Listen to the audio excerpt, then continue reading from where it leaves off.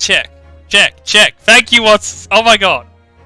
Ah, OBS does this every time. Okay. Well, I mean, good thing that's at the start of the stream. I can just cut that out of the VOD. Good thing that he's here, right? Yeah, this is just like when I definitely reminded Watsels to wake up because he was asleep on stream, and he definitely heard me. Wait, did that happen? Definitely.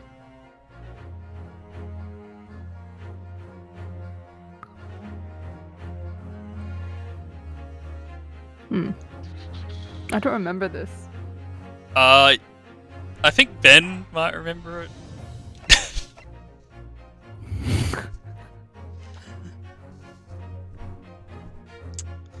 Hey Damsung, all you're missing is that for the first minute I didn't have audio.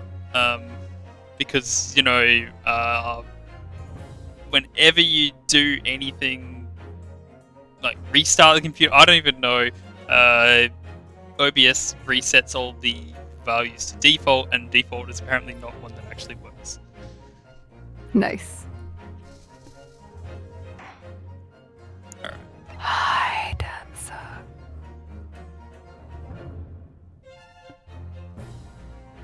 Anyway. The Adventure of the Runaway Room, Episode 3.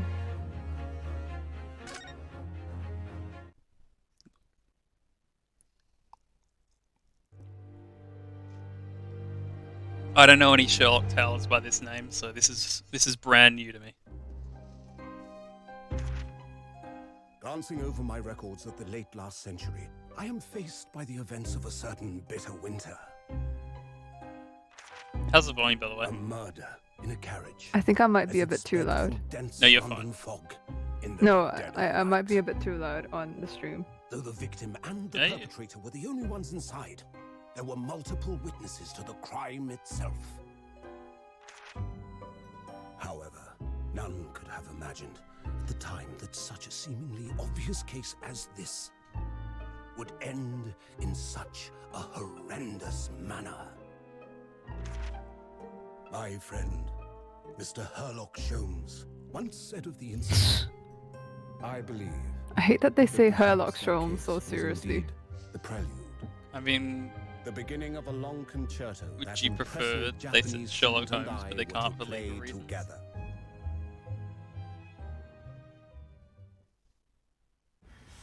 Yo, I'm just excited that I can like flail my head around again.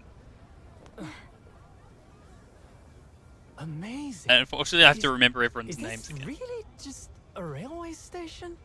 Platform. No, don't say it. Don't say it. I've never seen such an enormous building before.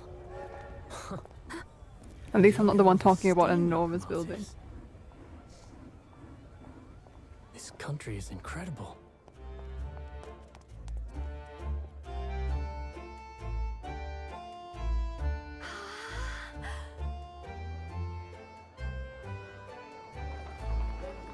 Oh wait, that means I have to put British accents on all the new characters. I feel like I'm dreaming. So this is the Bottle of capital of water. Great Britain. So, Bottle of water. Oh, hello. Climb aboard. I'll take you wherever you want to go. In that case, the Supreme Court in Whitehall, if you wouldn't mind. My pleasure. I suppose you're visiting students from abroad, eh? Yes. Thought so. Well then, I hope you enjoy your stay. This is just And a welcome precarious way to the stand on centre that. of the world, Great Britain's mighty capital, London.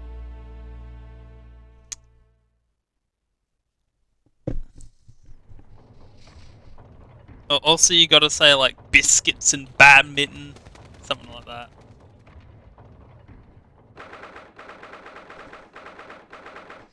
(18th of February, 9:21 a.m.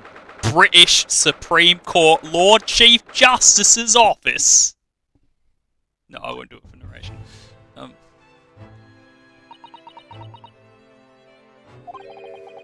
What an incredible place. It's so imposing. It's actually almost suffocating. Too right, Governor Watsels. This place is breathtaking. It looks like a fortress. There are some stone buildings like this in Japan now, of course.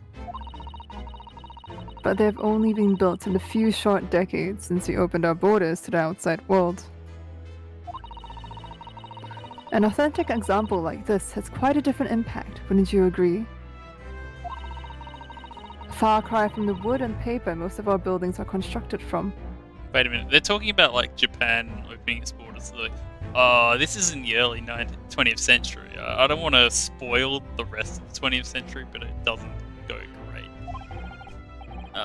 It's certainly unfamiliar. But I think there's more to the differences than just construction materials. What is this place again? This is the Lord Chief Justice's office, Naruhodo-san, in the Supreme Court of Great Britain. The Lord Chief Justice? We had instructions to report here at this time, if circumstances were different. We were supposed to let the Lord Chief Justice know that we had arrived from Japan. But Kazuma can't. No.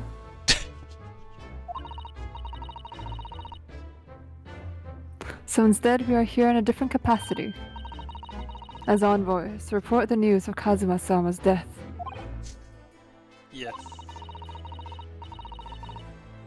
And having delivered his or her message, an envoy's duty is done. So, we'd have to return to Japan? If we want to remain here in Great Britain. I have to take Kazuma's place as the law student selected for the study tour.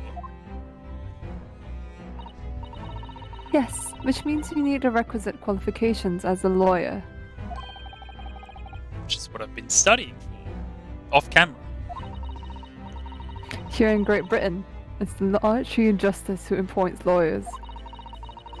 So that's the second reason why we're here, to have you officially recognized as a lawyer. Yo, hey Balladek. It's the only way that we'll be able to remain here in London. I hope I'm up to scratch.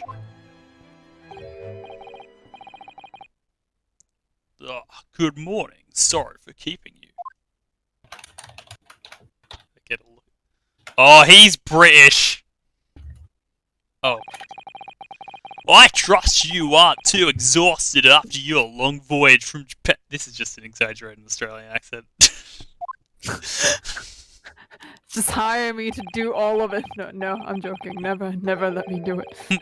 It seems I'm 1 hour, 12 minutes, and 47 seconds late. My apology. Oh. No, don't mention it. We're never happier than when we're standing around with nothing much to do. How fortunate! So, introductions. I'm Mal Strongheart, Lord Chief Justice of the British Empire. Ugh. And I feel a little mouse under an elephant. I feel like a little mouse under an elephant's foot. Come on, Mr. Naruhodo. Don't be a mouse. Oh, it's an honor to meet you, Lord Chief Justice Strongheart. I'm Ryunosuke Naruhodo from the Empire of Japan. Well, Mr. Naruhodo, welcome to London, the capital of our glorious British Empire. Ah, yes, thank you.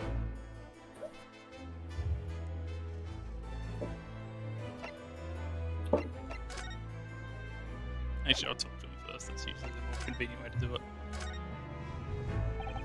So, what are your impressions of our capital so far? How do you like London?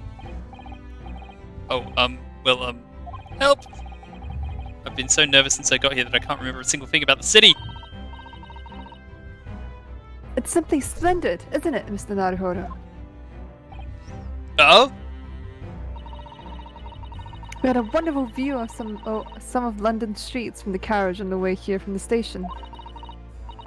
Everything is so impressive and grand.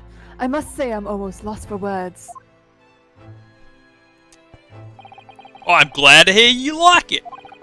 The city boasts tramways, piped water and gas, even cables supplying electricity. We spearhead every revolutionary new technology in the world. Every visitor to London is astounded. It's still sounding strange. You got this, Derek, I believe.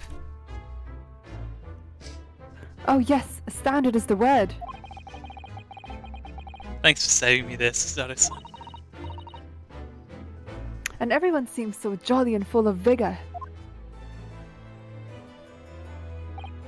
Too right! There's much excitement about the upcoming great exhibition we'll be hosting here in London. Great exhibition?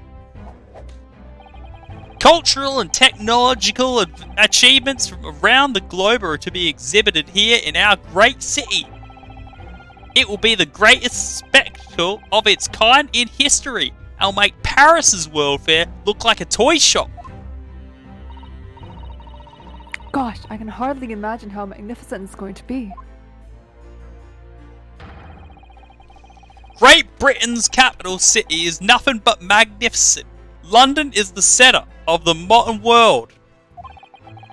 Even if you do say it yourself. The sun will never set on our great empire. Oh.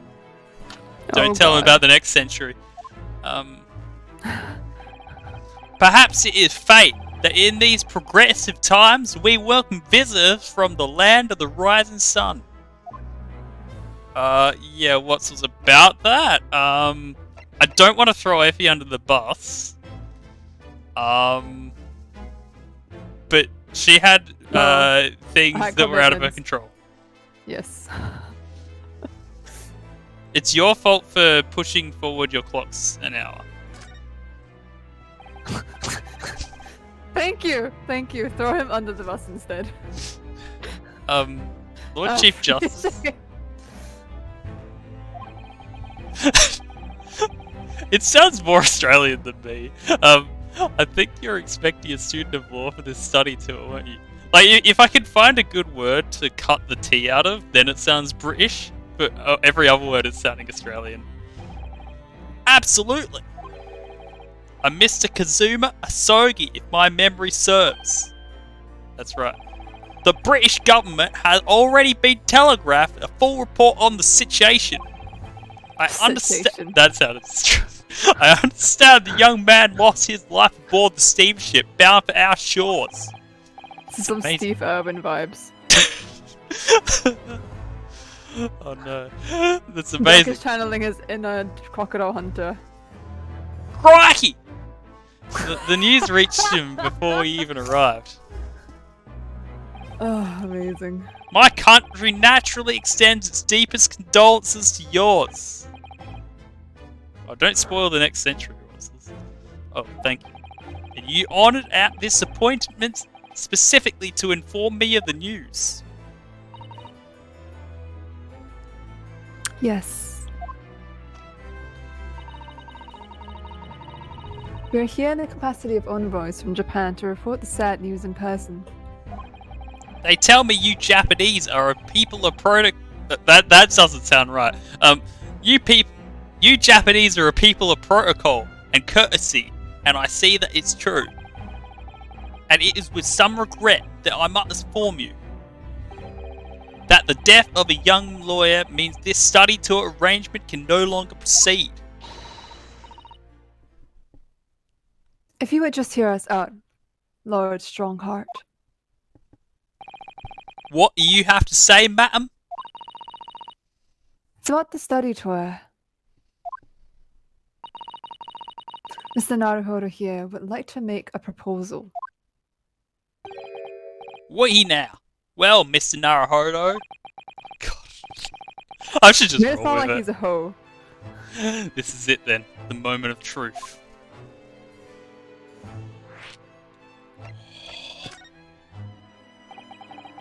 Thing is, Lord Justice, Lord Strongheart, I was wondering if perhaps you consider allowing the study tour to go ahead just for funsies. Don't misunderstand me. Britain would ideally like to see the tour go ahead. Here's the thing. I can't do accents at the best of times, and my attempt at a British accent has turned into an Australian accent, so I'm just rolling with it. Also, hi Snail. Why not both Watsels? Why not both? British people are just fake Australians anyway, so it's fine. But without a lawyer from your country, there's nothing to be done. Well, in that case, what if there was someone else? Another lawyer from Japan, I mean, like, every Australian's dream is to just be one of those exaggerated Australians they get for voiceover dubs in cartoons. Is there something I don't know?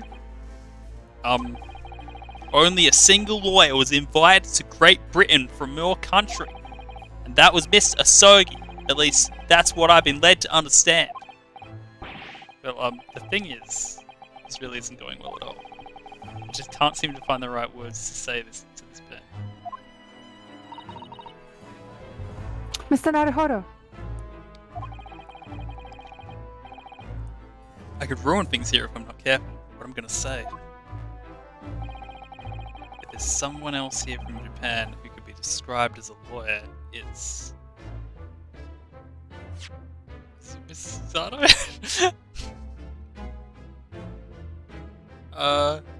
She's kind of... No, I've just... I'll say it's me. I've done lawyer stuff before. It's me.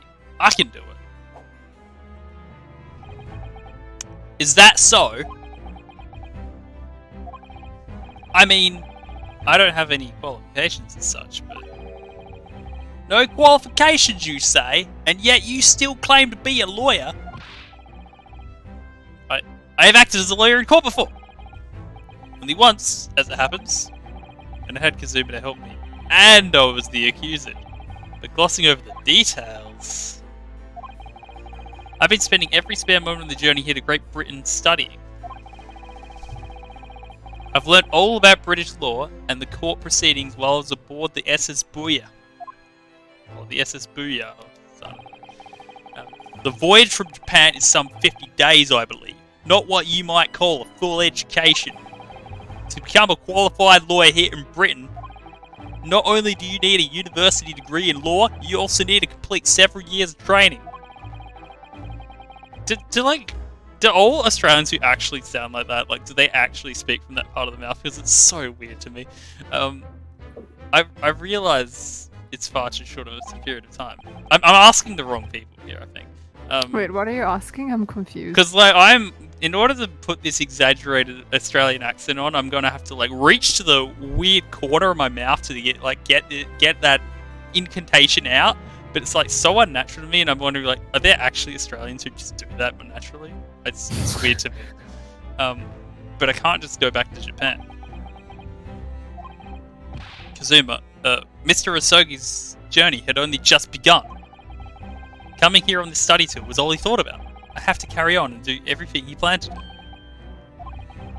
Like, there are voices I didn't forge away that were more natural than that one. I know it must sound like I have an overly inflated opinion of myself, but I would do anything to prove I have what it takes. Any test you care, set me.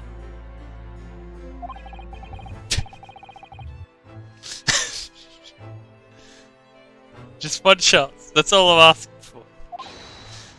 Please. 31 seconds?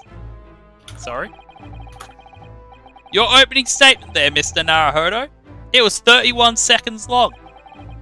Not too brief, not too protracted. A perfectly judged appeal, I would say.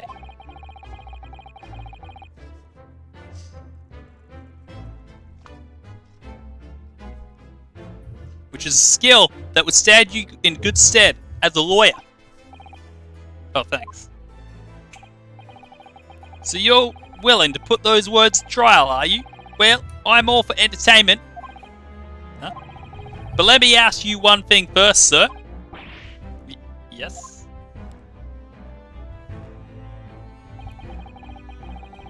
Oh, that's one of my favorite songs from when I was like 9.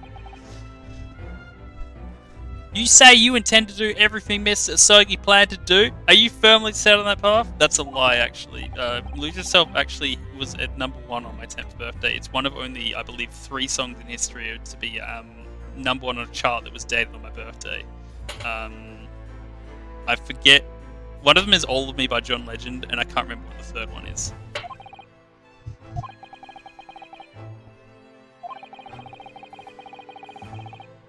It may be Dance Monkey Tones, and I am not sure. What did his expression just alter a fraction there of the sun? Very well. You have your wish. I'll give you a chance.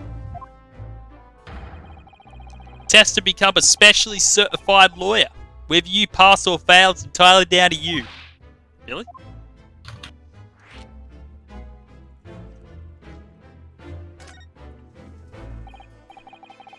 So, what form will the test take exactly? Tell me, Miss Naruhodo, what do you consider to be the role of a lawyer to be? Now it sounds southern. So it's Naruhodo. I think it is on brand for someone like that to say Naruhodo. No, the entire statement that you just said just sounded very southern, and I was like, hold up.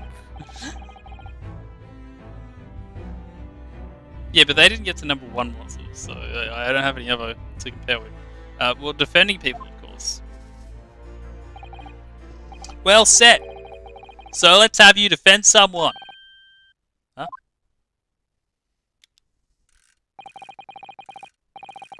In any case, I can't have opinions about Dance Monkey by Tones and I for free because you have to like spend the points on the channel redemption and like find out where it was in the hottest 100 and then do it that way. I'm not doing this shit for free. Your timing is perfect, in fact. There's an app trial about to begin later today. No advocate has been appointed for the defense as yet, so this will be welcome news. Today? Yeah. What year and number? What's this? Wait, did you say it, Evie? Straight away. If you manage to secure a verdict of not guilty, you'll have passed my test. What could be simpler? Ugh. How do I get myself into these situations? Well, could I ask, what sort of trial is it, Lord Strongheart? Yes, good question. I remember. Do you? It's a murder trial. A murder? A murder? On my express. An extremely simple case, so I understand. You really can't lose. Okay, can't is a way to sound American there. You talking about Johnny Runaway, what's this? That's easy to say. But anyway, what's this? Give me a year and number. But I should mention just in case. If the defendant is found guilty, he will of course be sentenced to capital punishment. Capital punishment? He'll be put to death.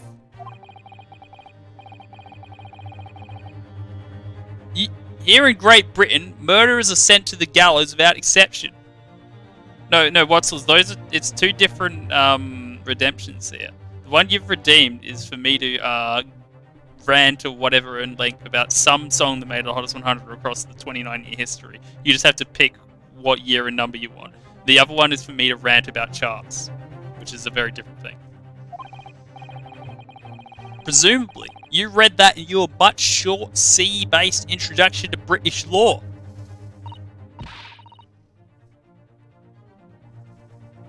Well, we can't possibly agree to such a test. We would be toying with a man's life.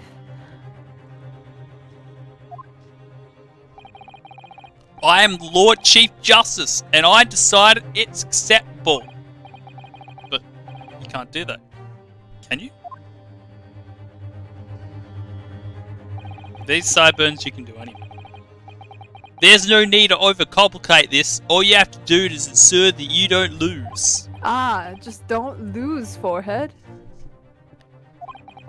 So the defendant may live or die depending on how well I perform in court. What's this? Do you have a year and number or not? If I lose, he'll be hanged. Oh, we established that? It could have been like a guillotine or something. Okay, 2007 's your year. What's your number? From 1 to 100. Mr. Naruhodo, you've come me claiming to be a lawyer. Oh, number 5 in the 2007. I didn't even need to look that up. I know that's This Heart Attack by Faker. If for those who are informed, because this is an extremely Australian thing, Faker are an Australian band who had some moderate success in the mid-2000s to late 2000s. They had a big breakthrough in 2005, and an even bigger breakthrough in their next album, which contained the song This Heart Attack, which is it's a pleasant pop rock number that, like, it was a very slow burner on the charts, and it got to number 5 on the Hot 100. Then it became a top 10 hit on the ARIA charts, it's notable for a couple things. Mainly the main thing I remember it for is the bit where the song just stops for like half a second. It goes, "My heart stops, it isn't going," which is made like 10 seconds long in the music video for no particular reason. It's undoubtedly the most memorable thing about the song, and the song itself, like, I wasn't honestly a big fan of it at the time. But it's like, looking back on it, it's relatively pleasant. I don't dislike it or anything. It just wasn't my favorite. But it does go hard, and it's good stuff. Anyway, Mr. Naruhodo, you've come to me claiming to be a lawyer.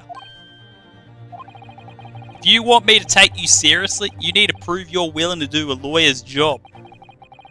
And you say you intend to see through the will of your compatriot, Mr. Asagi? I would like to understand how far you're willing to go in order to make that happen. How far you go? Oh no. He's testing my result. Oh, cool. Thank you for the subscription bottle. No more ads for you. Much appreciated. What's the matter? You've fallen silent. I can't believe Effie got to you. I'm sorry, but time is pressing. The trial begins shortly. I need an answer from you now. What's it to be? What do I say? Do I agree to this absurd test? Pog. Alright then. If I have to give you a decision now, my answer is I can't do it, I can't get the words out! 15 seconds.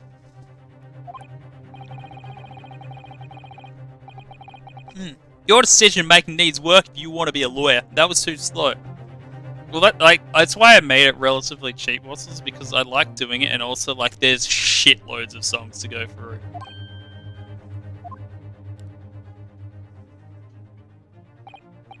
So, it's as I expected, is it? Sorry?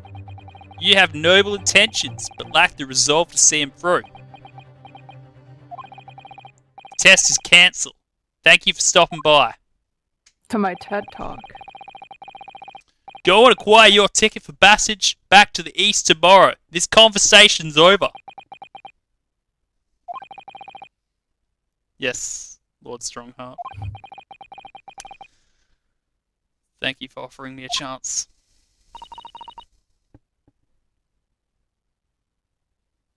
Mr. Naruhodo. Sorry, Miss Sato, but what could I do? It's alright. I understand. You do? It's not an easy decision to choose whether to defend a man under the circumstances. But what if, like, you don't defend it and that means he doesn't get a lawyer because they have backwards laws back then? But resolve has absolutely nothing to do with it.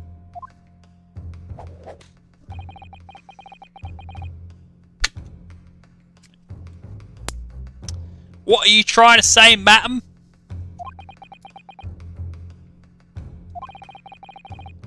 I think what Miss Susato means is that no matter That you're how incompetent. badly I'd like to be recognised as a lawyer and stay here in Great Britain.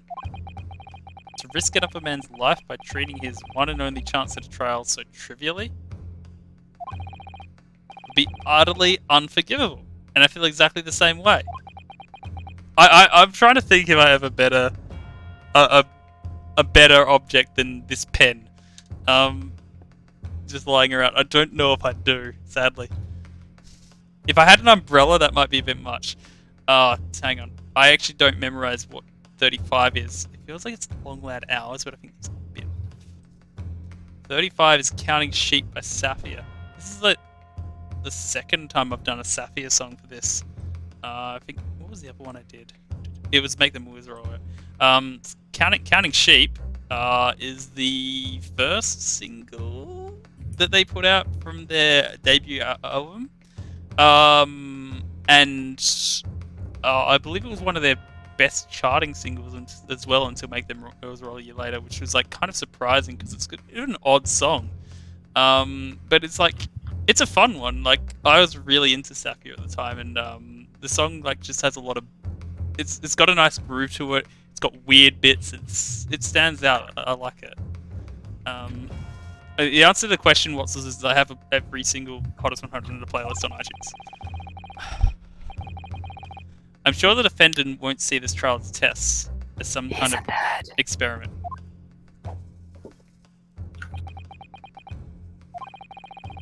Don't go overboard on it. I do want to get through the game as well. A lawyer may fight for his client in court day after day. But for each one of these clients, receiving redemptions. particular day they stand in the dock may be the only chance they have to fight to prove their innocence. No, I was wrong. I'm not qualified to do that job yet. I'm sorry for wasting your precious time, Lord Chief Justice.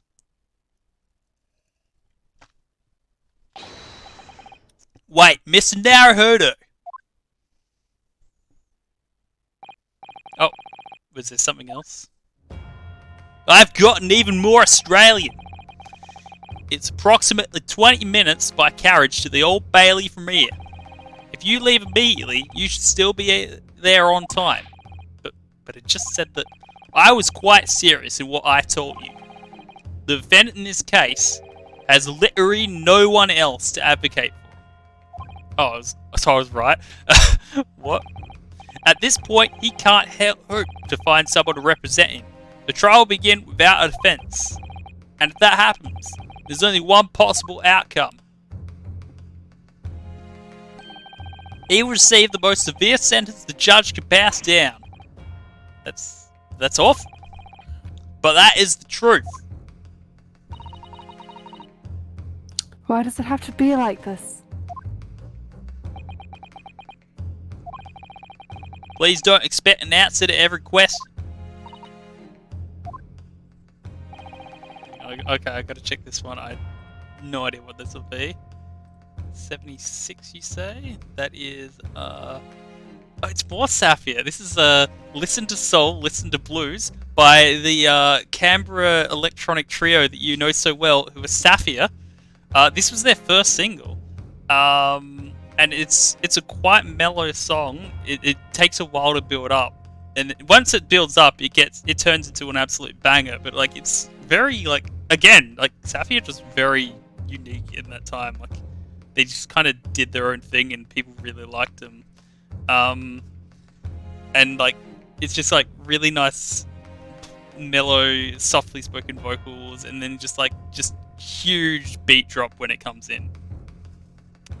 Big fan of Listen to Soul, Listen to Blues by Saphir. The cold hard truth of the matter is that there is only one person now with a chance to save this man from a very miserable end. And that is you. I'm really his only hope. That's depressing. So, what are you saying now, madam? Me? What do you mean, Lord Strongheart? You said it wasn't an easy decision to choose whether to defend a man in these circumstances, and I agree.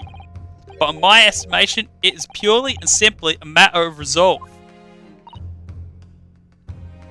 Oh, Our time is up here, and I have a meeting to attend. I must leave in 2 minutes and 16 seconds. It's just occurred to me that he's speaking like this. So venture in our great city and enjoy yourselves.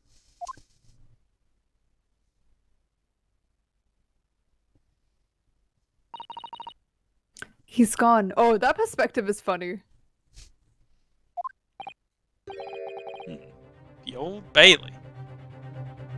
I also just want to say, if you're looking up that he's on Wikipedia, Watsels, that's funny because a friend of mine was just saying today that someone had vandalized the 2014 list. So you might have picked the wrong one, if that's what you were getting it from. If we're going to do this, Mr. Naruhodo, we must leave at once. Like some little inside baseball, but like for some reason, some mad lad is like always vandalizing the 2013 and 2014 hottest 100 lists by like changing them a very specific way, moving specific songs in specific places of the list the same way every time, to the point that the article had to be semi-protected for a while because he just kept doing it. He's not doing it from an official account. It's always like just guest accounts, and it's just like this has gone on for literal years. I do not remotely understand this person's motivation. What? Oh, is she about to like suplex me? Miss Suzato, can I just ask you something? Careful, from this position, I can perform a Suzato takedown in an instant. Why I would you know. want to keep doing that? Mr. Naruhodo, you heard Lord Strongheart. The trial starts immediately. Imminently. Imminently, sorry. Oh, number 12. Is that Computer Camp Love by Datarock without checking? I think it is. It is. I gotta remind myself here, but I think Datarock are from Norway? It's like, it's somewhere around there. It's like Norway or Sweden, or I think it's Norway though. And they're known for wearing like red jumpsuits and that. And I remember them because around like 2007, I think, one of their videos was played on Video Hits around a lot. It wasn't Computer Camp Love, it was a different one. And so then to find out they had a number 12 placing on the Hottest 100 was very strange to me. And then I listened to the song and I was very confused again because it's a very strange song. It's literally a song about like having a crush on a girl at computer camp. And it's extremely as nerdy as you think. And it has a weird, almost transphobic lyric in it now that I think about it. It's a bit, but although I think it's weird. I don't think it's actually offensive, it's just a bit strange. I need to think about that. But it's like, it's a pleasant little catchy electro-pop tune, I think. Anyway, don't go overboard on this. Slow down a bit. Do you need me to? Do you need me to like? It's if okay. I need to throw you, I will. I can moderate. I know what the line is. You don't have to say it, Watsels. You know, you could just say, "I think we should hurry to the courtroom."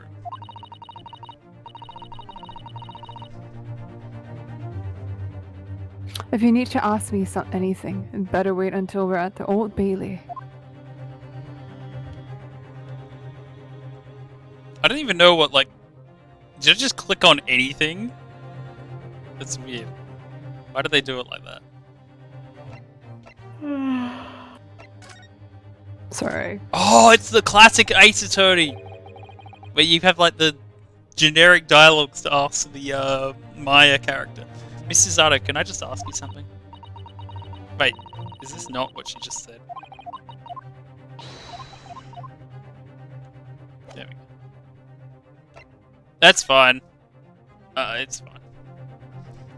London's High Criminal Court with an illustrious past. This is the past. The Old Bailey. This is where I take my test to prove my worthiness as a lawyer.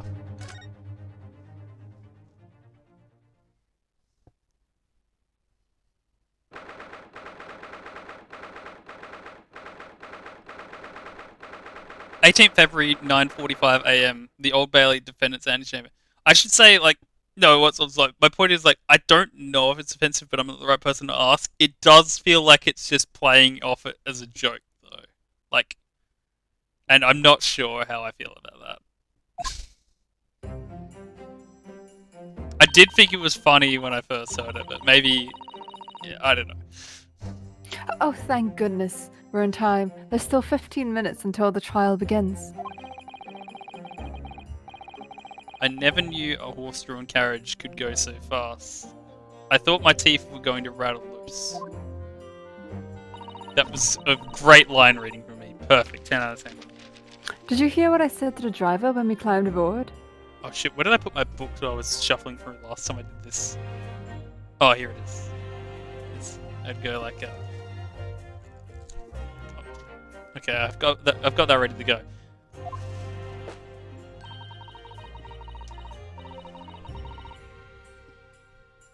Get us to our destination in 5 minutes, driver, and there's a guinea in it for you. I think the best way to interpret it, Watsels, is the idea that they suggest it and the singer is just like completely ignores it. This is a stupid thought. Let's move on.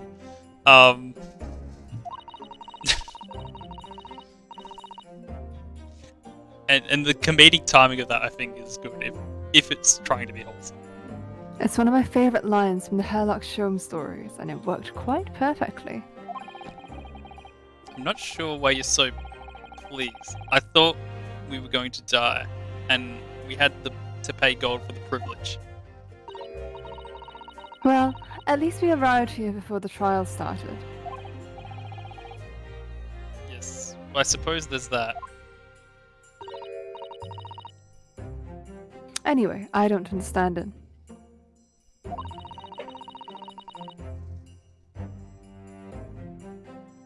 The court clerk said the defendant should be here. But there is no sign of him at all.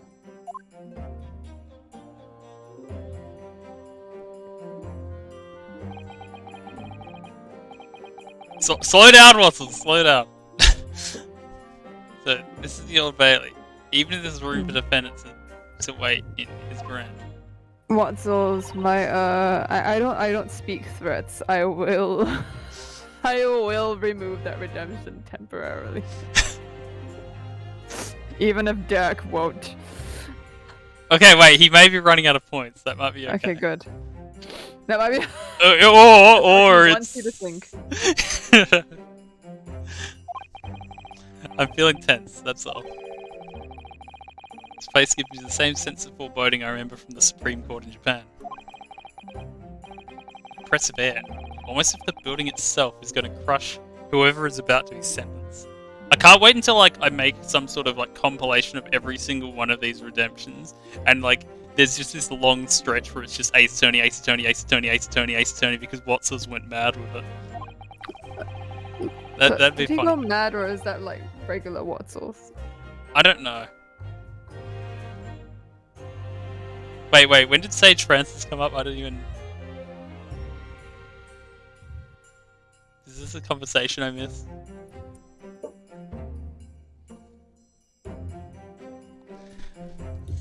It feels like only yesterday that I was the one about to be crushed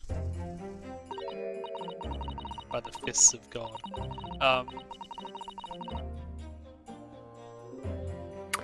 Yes, whoever the man you're to defend is, I imagine he's feeling very alone at this moment. You want to do this one? Top Top of the morning to you, madam! Top of the morning! Top of the morning! Top of the morning! I'm not Jack Spadaisi. Oh my god, he is British. What are you doing following me here? Things are fair desperate, are they? Oh, he was Kendrick and now he's Drake. Oh my god. Sorry? Would you look at those expressionless faces from the east, are yous? We're from Japan. Yes. Ah, Japan, is it? Right, say no more. So, how much do you need? No, we're just here because... No need to explain, fella. I've been there myself, so I have. No place to go, nothing to eat, barely a penny to your name, and all while in a strange, faraway land. Well, actually, we haven't found a place to stay yet. No. 'Tis grand, 'tis grand. Let me start by giving you 1,000 guineas. Say nothing now. Huh. 1,000 guineas? Please, Mrs. Zato, you don't need to shout.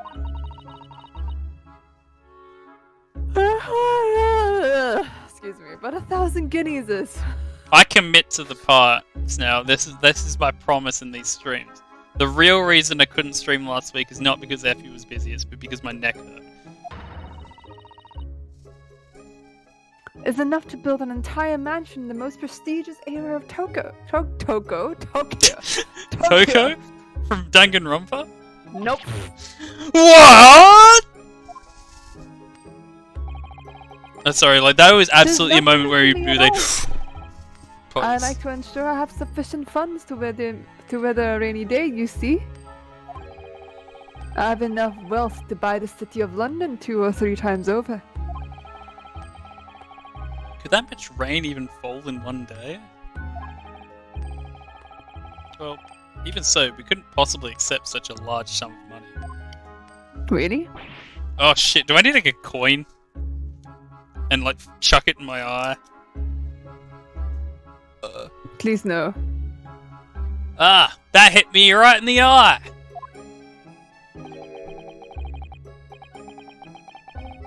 Don't get me wrong, fella. Oh. I'm not given to your no strings attached. I'll be wanting you to do something for me. Of course. It's $2. Oh, To be honest, 'tis a little embarrassing. The trial that's about to begin, you see, is for me good self here. I'll be in the dark. I have no idea what accent this is. So now, what I want you to do, just speak with your regular British accent. I feel like he has like, if he's going to put use in there, it's gonna be a problem. Use. Maybe he's the Australian.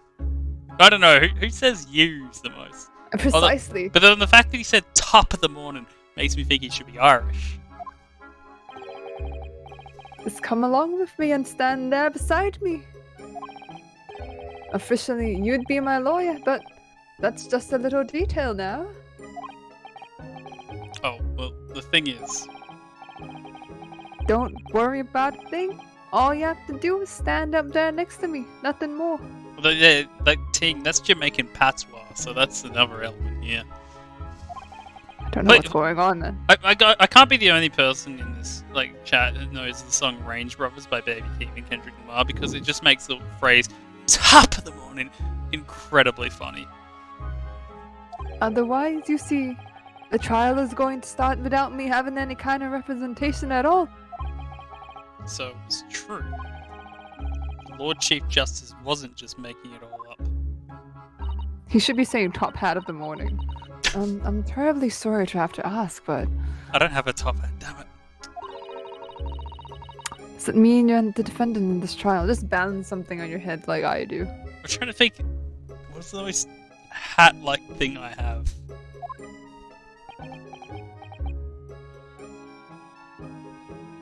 Maybe wait for the end of this scene, Watsels.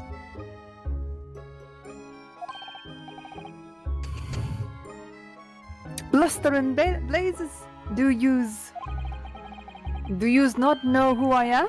Me? One of London's biggest names? No, sorry. We've only just arrived in the city, you see. I see. Suppose that isn't altogether impossible. Look, some of these scenes go on longer than I expect, Watson, so who knows? Go to bed by then, Watson, please.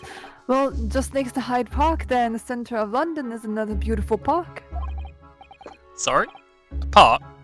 What? 'Tis called McGilded Park, full of blossoming flowers in the spring and singing birds and whatnot. Ah, the birds are singing. The sun is shining. It's going to be a beautiful day. I donated it to the city, so I did. Flashes his rings. An entire park in central London? What do you reckon are the odds that he like flipped some more coins into Ryunosuke's eye? Like, I reckon 50-50. I both enjoy and hate that pun. A city of smiles, that's my vision for London. Actually, not a pun, but a dad joke. There's nothing Magnus McGilded wouldn't do for the city of and its queer old people. Queer? Old people? I don't know. What does That's that mean? Amazing. I mean, really extraordinary. Is it like supposed to be queer, quaint? I don't know. But... Oh my god, now he just looks like... What do you call it? He looks like... Who was it? Gru from Despicable Me. Oh, I gotta get the He's shoulders doing out. death pose. Oh my goodness. Now they've got the gall to say I'm good for nothing criminal. Me! Magnus McGilded. What is the matter with London police, I ask you? You good? Yeah. I can hear your mic noises and I'm not looking at your screen. Ha! Ha! Ha! Alright. Don't pass out. It's saying that to me. Mr. Naruhodo.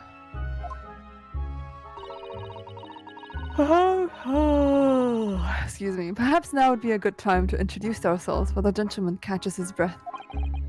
Good idea. So I'm Ryunosuke, you're Susato. Okay, Ha! we've introduced him. Ha! Ha! Mr. McGilded. The thing is, we're actually here in London to study British law. We're law students on a study tour from Japan, you see. Ha! Ha! Ha! So, if you don't have a lawyer for the trial yet, and you'd be happy to put yourself in our hands, we'll do our best. What was I after saying, you daft Egypt? What? Egypt? I've given you 1,000 guineas to stand up there next to me, haven't I? Well, yes, but I wasn't really offering to just stand up there next to you.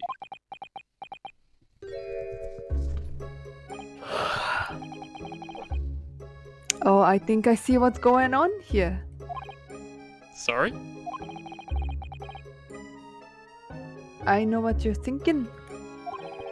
I have a Santa hat in my cupboard, maybe. This chancer of a fella claims to have more money than the Queen. The Queen. Wait. Didn't they have a Queen in this time? I don't know. I don't know the chronology very well. I feel like they've always had a queen. But if that's true, why the blazes can't he hire the finest lawyer in all of England? Because he did it. That's the only explanation. Yeah, I always forget when Victoria is. Well, Well. I need to reread what's going on here.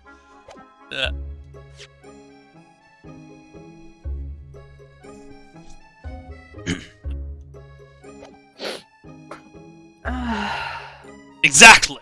I am the most expensive. Yes, exactly! what now?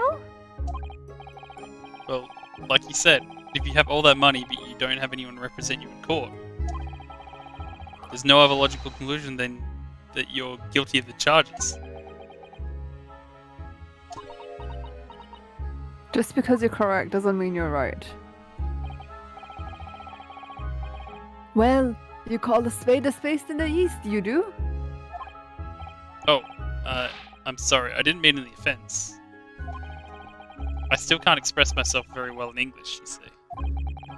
I mean, yeah. But have you seen me try to do Stronghold's voice? And I'm never sure what's acceptable to say and what isn't, so... Oh no, Ryunosuke, don't do it! Don't do it!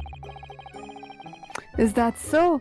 Because you sounded fluent enough when you were telling me what a blackguard I must be. Oh my god, Yeah. he said blackguard. He is that dude in Elysium who calls that guy. You got to be way blackguard. more specific here. That dude with the Minotaur, and then he keeps calling. Oh, that Elysium. Yeah, that Elysium. I was thinking of the other Elysium. I know, I figured. You mean Theseus? Yeah. Sorry, I just can't associate his name with Theseus because Theseus, the ship, just sounds like a much smarter person than whoever we meet in Elysium in that game. Wait, shit, is that the same? I don't know if I've ever made that conclusion. I just remember because there's a bit in the Disney Hercules movie where he goes, "I've trained Odysseus, Perseus, Theseus, a lot of isses." Sorry. Oh, good. I tricked you into reading the line early. Incredible. Can't say that I blame you for thinking it, fella. It is a little strange, to be honest.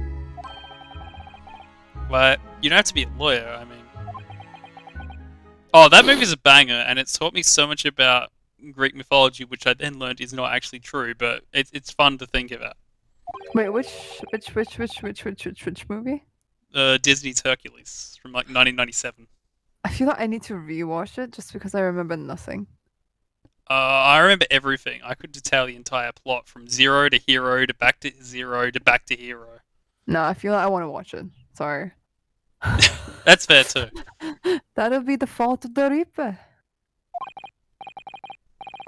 Sorry, did he just say Reaper? Yeah, he's Shin from 86. Hey, the Grim Reaper of the Bailey, Lord Baroque Van Zeeks. He's the prosecutor. Oh my god, what? Van Zeeks! The prosecutor is the Grim Reaper? Hades? When Van Zeeks stands for the prosecution, they call the accused his sacrificial lambs. And to this day, in every single trial in which he's been the prosecutor, the accused has been damned. What? He reminds me of, what's his face? Edgeworth? Wait, the person they're talking about, or the McGilded? The Van Zeeks. Van Zeeks sounds like Edgeworth. Because now that I'm Yeah. looking at Wait. McGilded, I am absolutely seeing the Groupos. Wait. Wasn't there another dude who was worse than Edgeworth who showed up later on? You mean, what's his name? Von Karma? Yeah. Oh, same That's energy. the name I was thinking of too. Same energy. Oh, Thanatos. That's a better response. Damn. But there is no one willing to stand in defense against the fella at all. You could say he's a living legend of the Old Bailey. Goodness. Lord Baroque Van Zeeks. Well, that just means he wouldn't get any more work. He must be an exceptionally talented prosecutor then. Talented isn't the word you're looking for, man. It's cursed. Cursed? What on earth? Oh my god, it rhymes. The defendant is summoned, and his counsel. Please make your way into the courtroom. The trial is about to begin. His counsel. That'd be me. Oh, 'tis time, well done, fella. Don't let me down. Oh shit. But I don't know anything about the case. You haven't told me what happened. Until you showed your face here. I actually started doing this pose before you did. I'd made up me mind, so I had. Sorry. I decided I had to defend myself in there. How would that have worked? I have no experience of doing that. But then you made an appearance. A student of law, wouldn't you know? 'Tis no accident, I can assure you of that. 'Tis fate. So don't get cold feet now, please.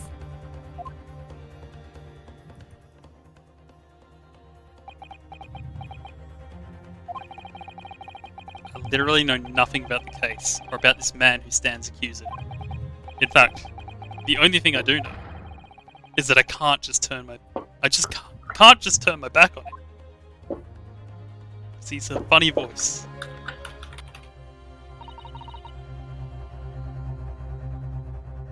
Mr. Naruhodo. The man has no one. You have to stand alone in that courtroom, armed with nothing to defend himself.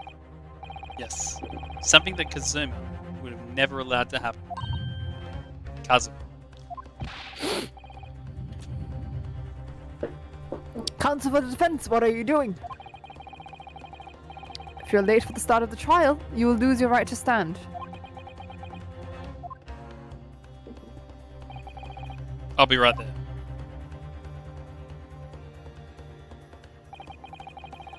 Waiting for you? I'm either waiting for Watson. It's happening then. My first trial in a British court. I hope you're watching over me, Kazuma. Because I have no idea how I'm going to manage this.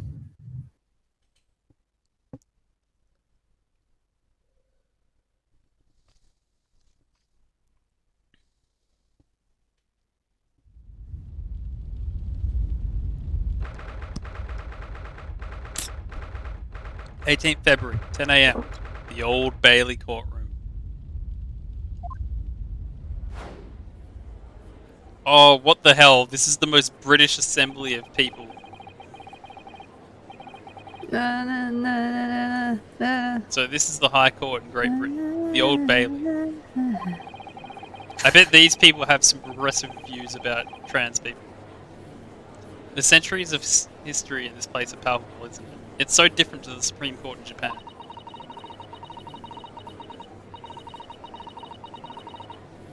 It feels both imposing and serene at the same time. The atmosphere almost makes words redundant. Whatever the country, determining a person's guilt or innocence is always a solemn affair. May I say something, Mr. Naruhodo? You've just said it. Oh, yes. What?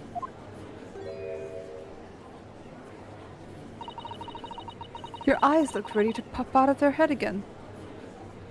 At least one of us is noticing that. I know. I just can't help it. Oh shit, he's a vampire. God.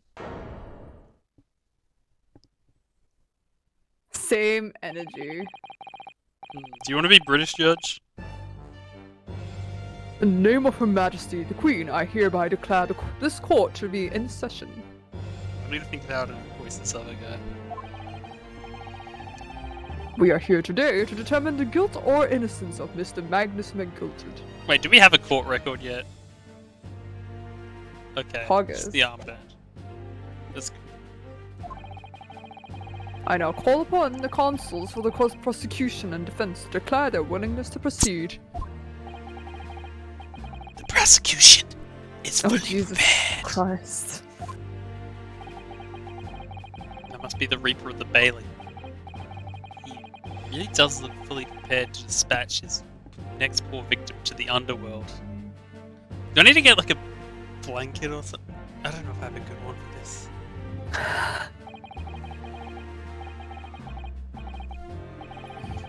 Counsel for the defense, you appear to be Eastern. Do you speak English? Yes, of course, sorry. He asked if the defense was ready. And I couldn't be further from ready if I tried. Those eyes please me. Nippones.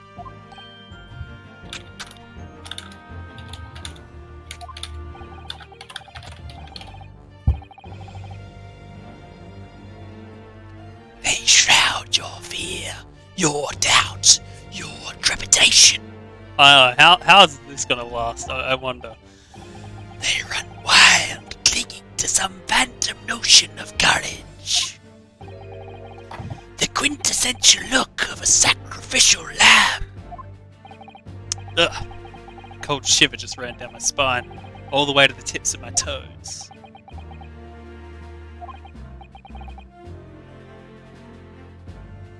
Oh, whoops. Now, Mr. McGilded. Yes, my lord. You stand accused of murder, a capital offense. You could be sent to the gallows if... Gallows? Gallows if found guilty. Gallows. Yeah, I know. The A's must be ah in British. You're quite sure you wish to entrust the defense to this foreigner? Oh, he racist. He just wants to know what love is. Give him a break.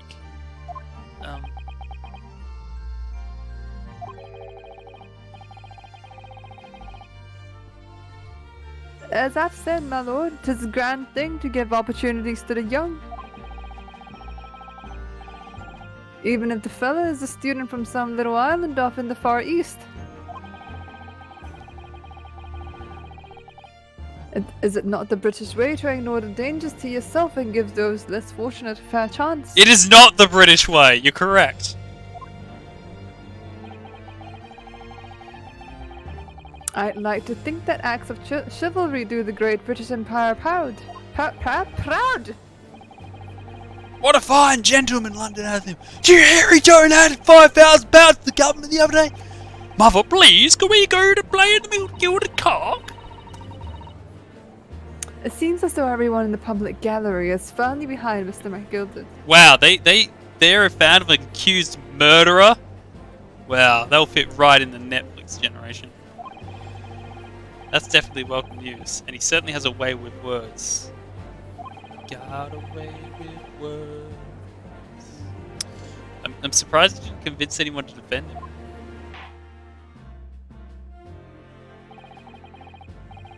Eloquently put, Mr. McGilded, and most laudable sentiments. Now...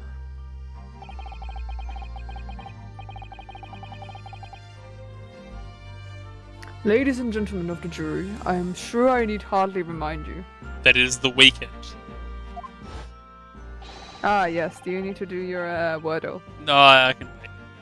Oh, I didn't even time that. That's amazing. I just wanted to make a ladies and gentlemen the weekend joke. But yes, it's literally midnight. Very good timing. It's 12 midnight. And you 6 members of the public have been selected for your impartiality. Oh my god. Are you ready to proceed? He has a knife. Is that a 12 Angry Men reference? Oh, I hope it is. Oh shit, there's so many of them. Yes, my lord. If the task is to send rotters down the gallows where they belong, I'm more than ready.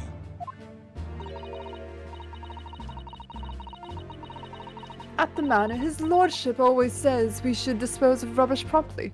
Naturally, I agree. Oh, I was quoting Don't You Ever by Sarah Blasco. I'm not sure if that's the same thing you're thinking of. Did you just say that line? I was distracted. I did. Okay. Ha! Any criminals here will soon be wishing they never set eyes on me. She's not saying anything. Oh. Oh my god, he looks like a me character. I feel Look at his eyes. His eyes have no whites. Oh, don't mind me, you dears. I'll just be getting on with my knitting. Let's finish these mitts for my grandson. They truly are. This is truly Britain distilled into 6 people. Ah, Mr. Naruhodo, those people are... The jury, yes. That's something we don't have in Japan yet. That's right. I've only ever read about it.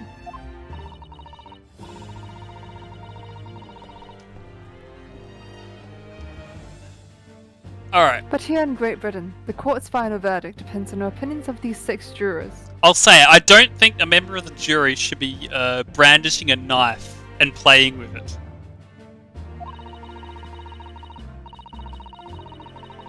Unless he's doing a 12 Angry Men bit. That's a great movie also. Wait, did you say this line? The judge passes sentence according to the law, but the jurors determine guilt based on common sense. So the defendant is ultimately judged from two completely different points of view. But how exactly do jurors give their verdicts?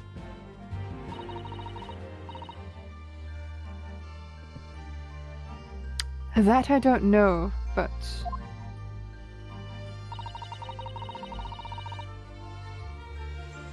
I'm sure it will become clear as the trial progresses. Yes.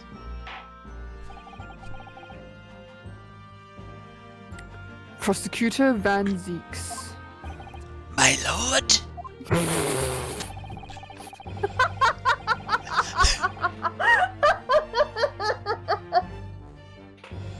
Look, at least it's a voice that doesn't sound like the other one.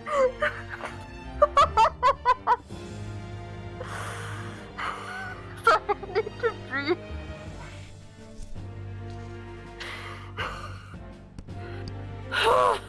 Okay. It's been a number of years since we've seen you here in the courtroom. I thought you had renounced your fame. I am known as the Reaper of the Bailey, my lord. Infamy rather than fame, I would say. But yes, 5 years have passed since I last spread my wings in this capacity. So, what brings you back?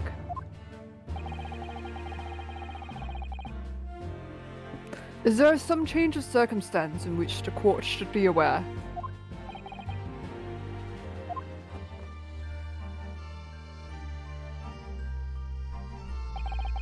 I leave that to your imagination, my lord. So the Reaper has been out of action for 5 years? Why does he have to choose today of all days to make a comeback? I'm not even supposed to be here! Don't lose heart, Mr. Naruhodo. As you wish, sir. As you wish. The court nevertheless welcomes your return.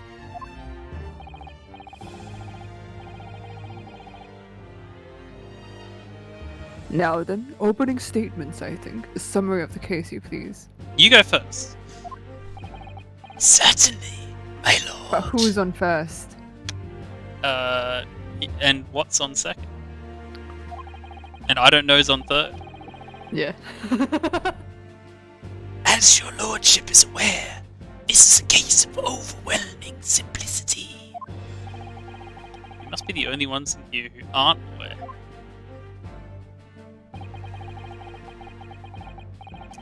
The incident took place in the late afternoon. 3 days passed. The hour was some minutes after 10. The victim was a maker of building bricks in the community, known as Thrice-Fired Mason. Sorry? Thrice? You know that I heard. rock band? I looked away and I heard you say thrust, and I was like, "Excuse me, what?" He was a very accomplished craftsman. The bricks he fired was said to be almost indestructible.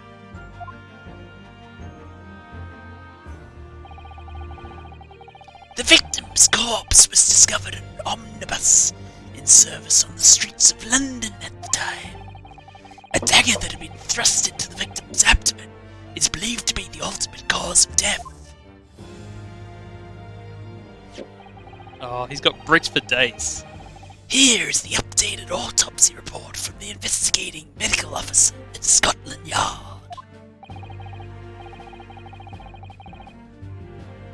Thank you, Counsel. I shall accept that and the photograph as evidence.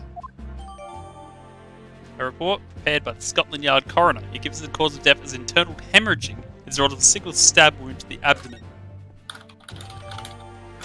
A photograph of the victim taken on the omnibus.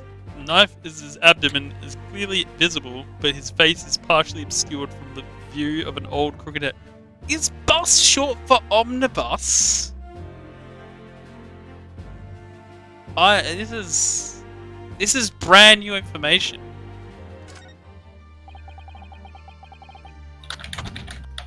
And one further item of evidence. The prosecution wishes to submit these as well. Oh no, OJ! And these are?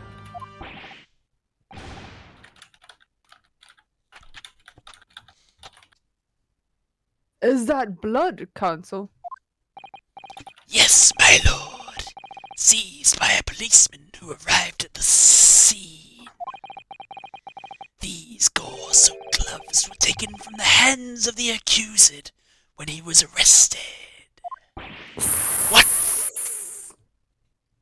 Look, it might just be because I've been watching like Dragon Ball Z abridged things recently, but I think I'm just copying their Berta voice. Mr. McGilded's glove had blood on them? It's blood on a bone. Wait, what? Blood on the gloves? Yes, I will accept those as evidence as well. The leather gloves the defendant was wearing at the time of the incident, there is a blood stain on the right glove. If he was wearing gloves, it should have had blood stains. How did I get into this? I backed into a corner before I've even started. Continuing. According to the driver of the omnibus, there were only 2 passengers traveling inside his vehicle at the time. Only 2? Are these Vietnamese instructions? I think they might be.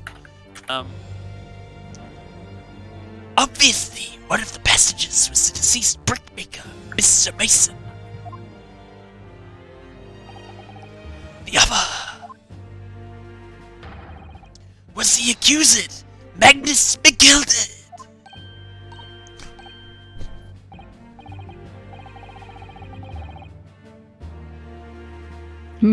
Well, rather damning circumstances to say the least. It's not Windows, it's I think it's the Xbox gamepad. Defendant, what say you?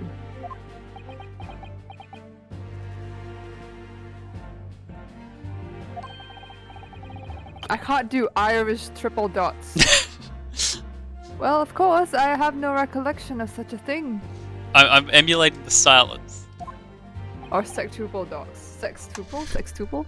Mr. McGilded! To be sure, I wrote the omnibus that evening.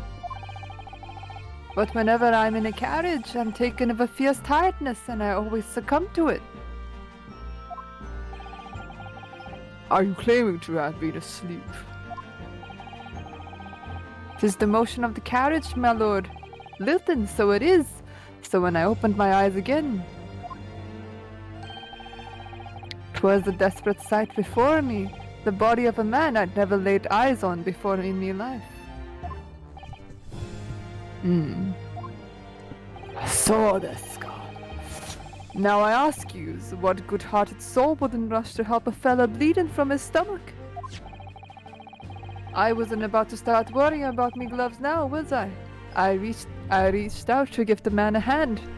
And maybe a body, and maybe a soul. So the blood got onto the gloves then, after the man had been Maybe. killed. And maybe your life's purpose. Unfortunately, that statement of the driver's is only the beginning. What? That's not all of it?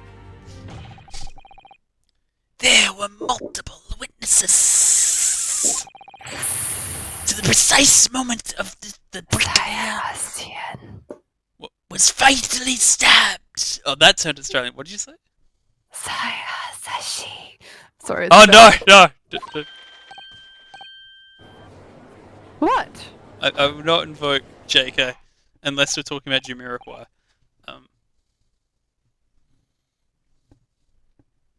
Order! Order! Order! When the killing took place, only the victim and the accused were inside the carriage. And there were witnesses to the crime. This is not a case of compelling evidence. It's the nail in the coffin for the accused. Get it? 'Cause I'm the Grim Reaper.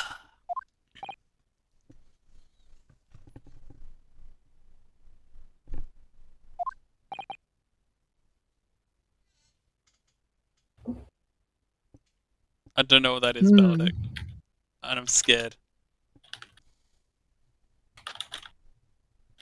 Does that mean that I get suplexed again?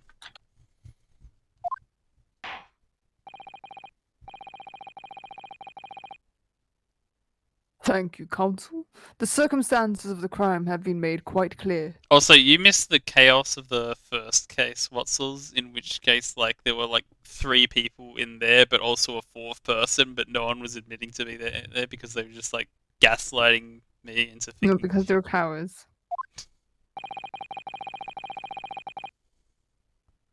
Cowards. I think we will hear testimony from these witnesses, first of all. Your wish is my command. Bailiff, bring the witnesses in at once. Honestly, by Ace Attorney standards, not that much, actually. Ooh, gloves guy?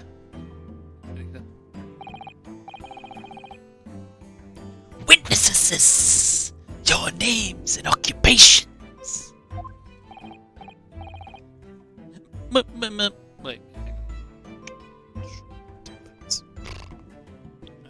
It looks like my he must sound name, nasally. well, everyone calls me Beppo. I drive an omnibus in the East Land. Yoshi! I'm sorry. Want to do this guy? Bruce Fairplay, I'm a banker in the city. My name's Forrest. Lady First. I Fucking make First. hats for the chits. I do. Ladies first, really? He's a top bloke. Let's begin by confirming the facts. We have the facts and something. I can't remember that album. I'm not sure what you're referencing. Panic at the Disco. I'm still not sure. I mean, well, but I'm guessing it's later Panic than I don't know. No, it's early Panic. Oh. It's some prologue, sort of take it up in the field, so... no. 3 days ago, at a short time after 10 o'clock in the Oh. evening. Sorry, my bad. It's Def Cab for Cutie. We have the facts and we're voting yes. Okay, that's a... fucked up.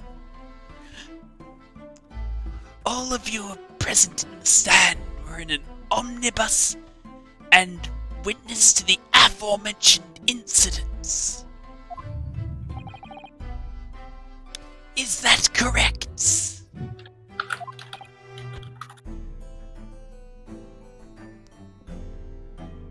That's you. Sorry. I was thinking something. Yes, sir.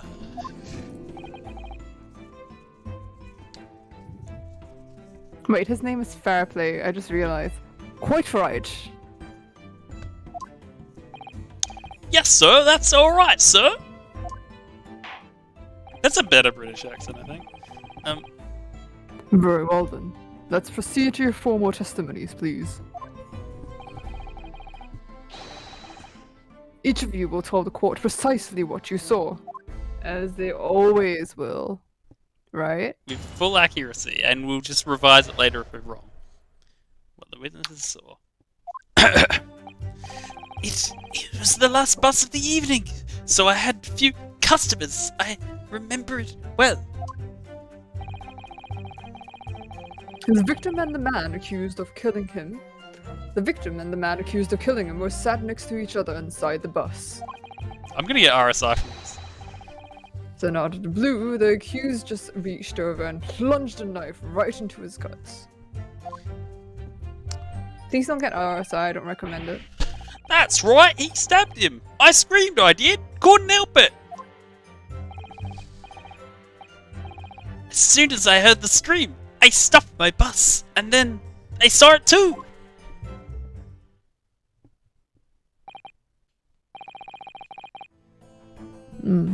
Unambiguous testimony, I must say. Exactly, my lord. These men witnessed the incident in the omnibus with their own eyes.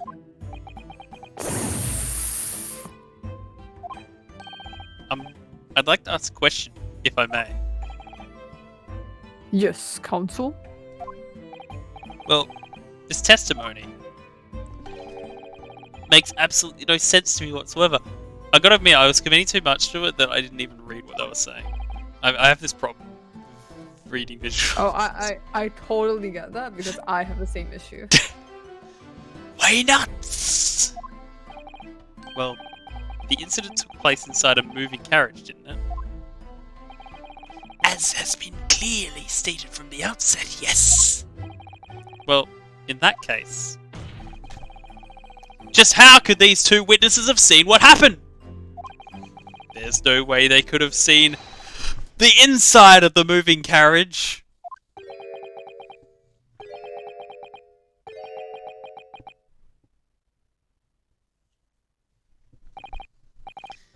How quaint. I'd read that civilization of the Eastern Island nations was a good century behind our own. But you're here in London yourself.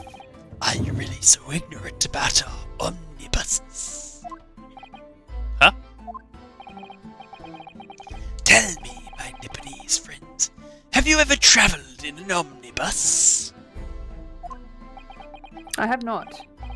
Well, no. We, only arrived in London this morning. No matter. I've arranged for us all to see for ourselves. The actual scene of the crime, that is. It's like, oh, what? You are so behind. You don't even know what Centrelink is? Oh, we Australians are so ahead of you. What do you mean? The actual scene? How? A carriage is designed to be moved, after all. Presumably you understand that much. Yeah. The omnibus in which this bloody crime took place is here today in this very building. Yeah? What? The entire carriage? Bailiff! Bring forth the stricken omnibus!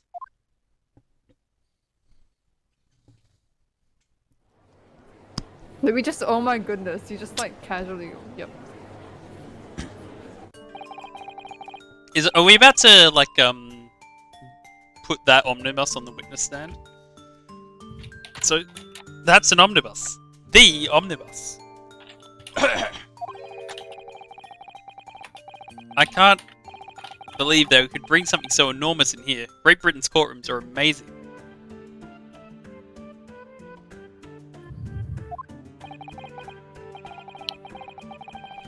As you can see, the omnibus is pulled by 2 horses and can carry up to 8 passengers. I don't know if you can necessarily see. What do you mean, damn son? There was Darkilla. That was technically an inanimate object on the stand. 4 passengers seated inside the enclosed cabin, and another one on the roof. 4 on the rooftop deck above. Every Londoner knows that the best views of the city architecture and sights are to be had from the top of the omnibus. And I should point out to our foreign guests that there is a skylight in the roof, allowing a view of the interior from the seats above. Ah, a skylight. Oh shit! The penny He said, drops oh, at he didn't say, last, oh, I shit. see. Yeah, but it's more fun to do it like that. I know. These 2 gentlemen were occupying the rooftop seats on the omnibus when the murder took place. That is how they came to witness the grim incident. Oh, his hat is having issues. I didn't even really notice. Through the skylight. He's hiding something in there. That makes perfect sense. Obviously. That also they both could be doing that.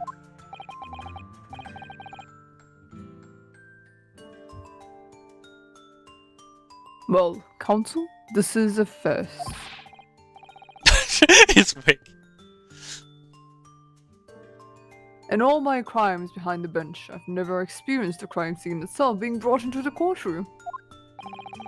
There are a number of important clues remaining inside the carriage, my lord. Speaking of which, I need to make sure there aren't any things I've missed in the court record. Thrice Smith. Occupation. Making time causes death. 15th February, 10 PM to 11 PM. Stabbed once in the abdomen with a knife. Whilst journeying from an omnibus. Died from internal hemorrhaging resulting from the trauma.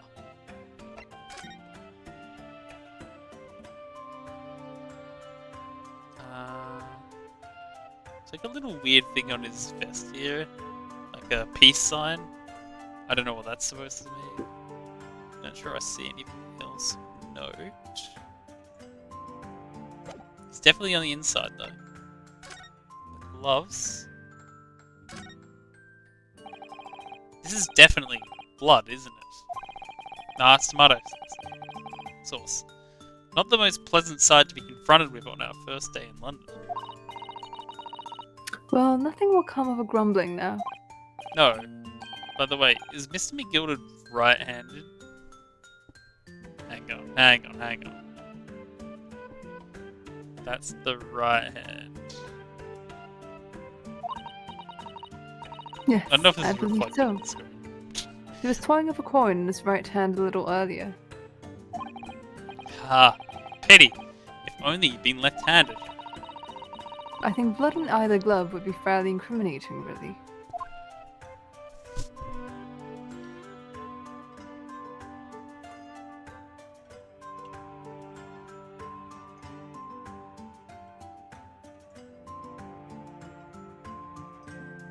I don't see anything else of note.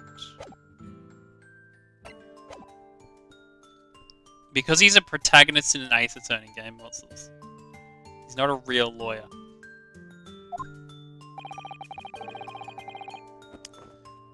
I would like to submit the omnibus itself as evidence.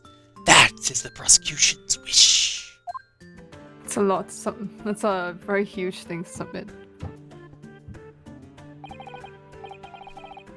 Very well. I see no reason why not. This omnibus is hereby formally accepted as evidence. The omnibus? The 8-seater omnibus that was the scene of the crime. There were passengers both inside the carriage and on the roof deck that night.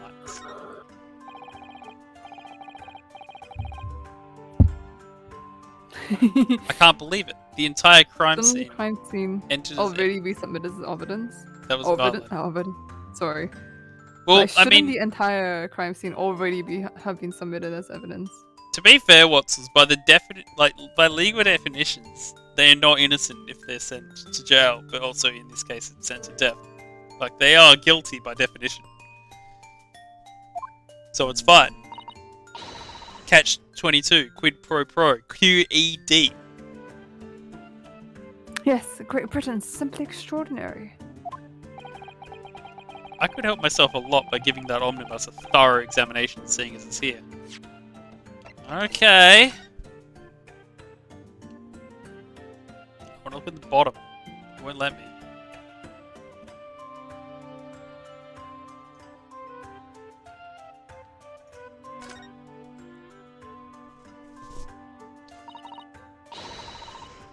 Well, let's open the door and go inside, shall we? Ugh, the scene of a murder. It's horrible.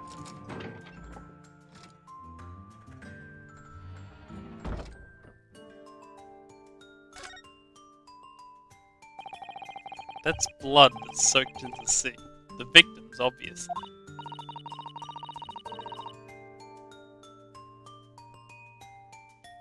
Yes, and that seat would be clearly visible from the roof deck. Could you really stab somebody in full view of the other passengers like that? I wonder. Well, it was after dark.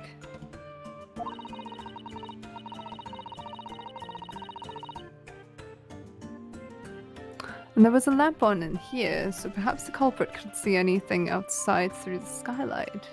Honestly, Watsels, until they say it, is right to not assume it. Weird shit is always going on. Whichever way you look at it, it doesn't seem like it was a planned attack.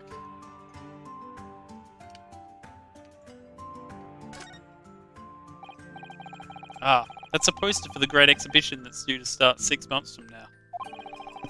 There's a lot of focus being drawn to the Crystal Tower, the centerpiece of the whole exposition.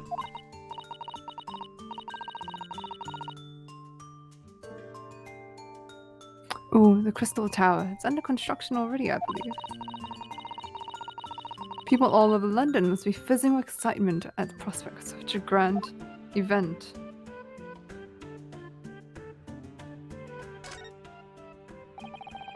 It's quite a large skylight, isn't it?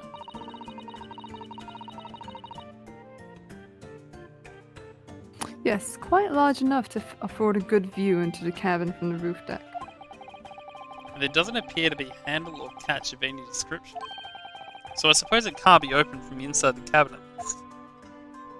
But like, if they're both up there, only one of them would be able to see it there, unless they're both sitting on this side, I guess. But then like, what are they doing looking down at the cabin unless like some noise is being made? I don't know. Gotta think about this. Ah, that's a poster for the Great Exhibition that's due to start 6 months from now. There's a lot of focus being drawn to the Crystal Tower, the centerpiece of the whole exposition. Wait, same lens? They're two different posters, but I need to look at the evidence and see, like, could I see that from his photo? I'm not sure if I could. Oh, I just left it there. Oh no, I don't know if I have. I haven't looked everywhere. Wait, back in! Let me back in!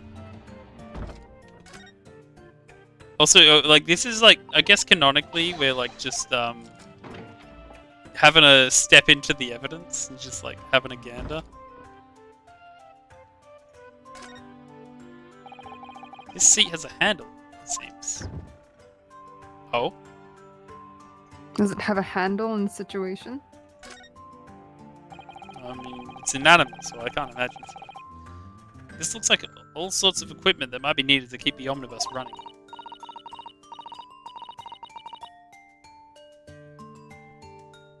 Feeding tubs, tools to repair wheels, blankets, horseshoeing tools. So it's a storage compartment for the coachman to keep his things, it seems. There doesn't seem to be any space for the passengers to show their luggage, that's for sure. Well, I don't imagine it would be very convenient for that purpose anyway.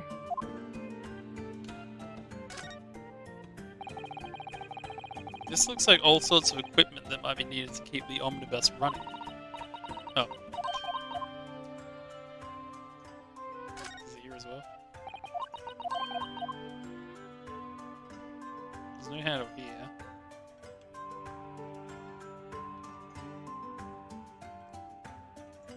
Maybe that's everything. Oh my god, I can just back out like that. Alright, have a good one, Watsons. Take care. Wait a minute, wait. These two chairs aren't even looking down there, so they both have to be sitting in the back.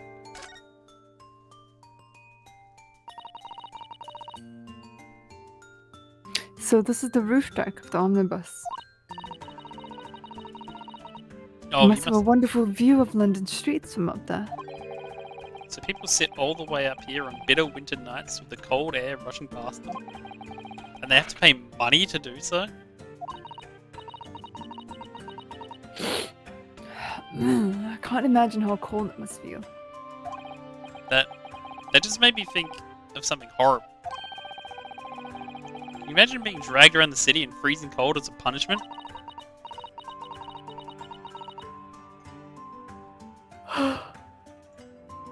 Excuse me. Perhaps that is the real price you pay to stay out late. Or to live in London, I guess. Also, like, the chairs... I mean, the back of the chairs look like paddle pop sticks, I just want to say.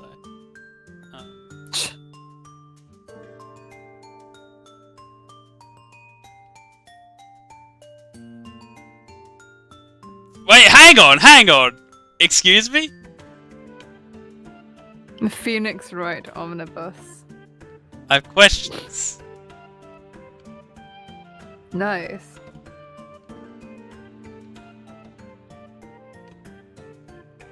Don't know if there's anything else I can look at. But there's a poster there. There's one that has writing at the bottom. Hang on, just-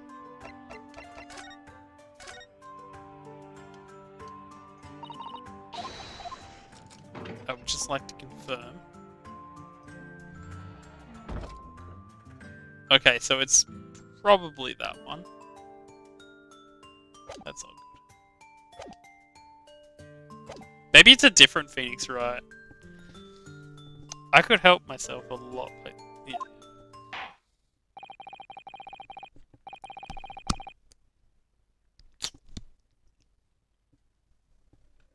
Let us continue with proceedings then. Your cross-examination, counsel. Pray don't expect this Nipponese stray to understand the intricacies of a British court's cross-examination rights.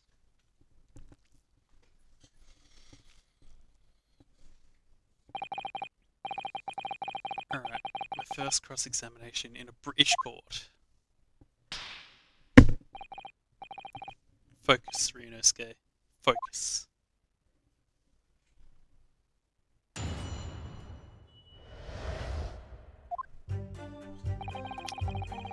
It was the last bus I even saw. I had a few customers. I remember. Well.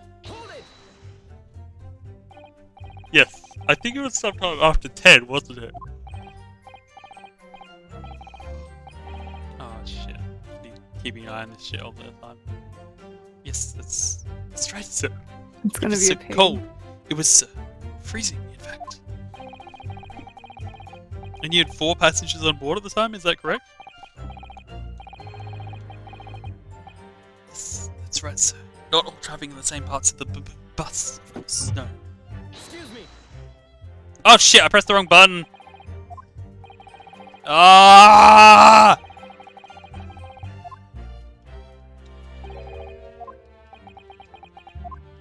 Damn!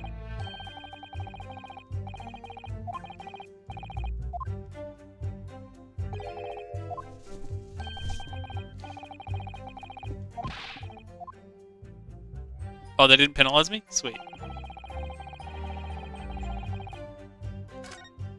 The victim and the man were accused of sitting next to each No, other. I on a need bus. to go back. Hold it.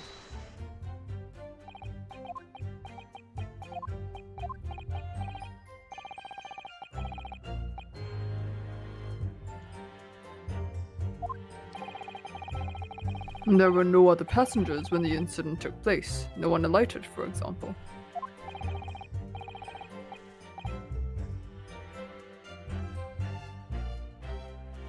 You're quite right with that, sir. No other passengers like that. None.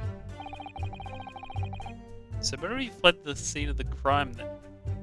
I mean, I actually, I don't know, they don't look like gloves to me, but I did put them on because the other guys were in gloves. But yes, these gloves are just sitting on my desk. I have to say, this bus insists on running it. He does every evening, the last bus of the day. But I do wonder if sometimes it's altogether worthwhile. Yes, sorry to say. What do you mean by that? Well, with what with being so cold and everything, only making 20 pence on the run, you see. Yes, I spend that much at the pub on the way home, just trying to warm up again.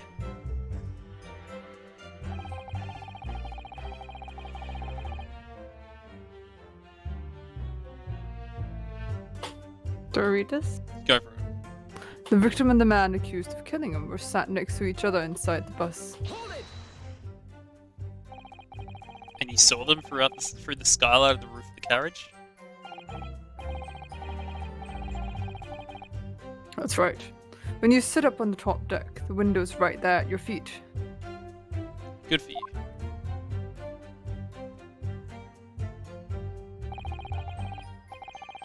There was a lamp on inside, so I had a pretty good view. Two of them were wearing hats, and I couldn't exactly make out their faces. Wait a minute.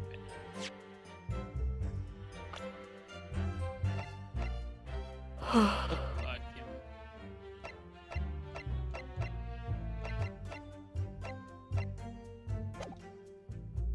That does not look like him. He's wearing different clothes, and no video game character ever does that. But there's not a shred of doubt in my mind that it was Mr. McGilded. How can you be so sure? Well, how can I put it politely? McGild is a gentleman of rather small stature.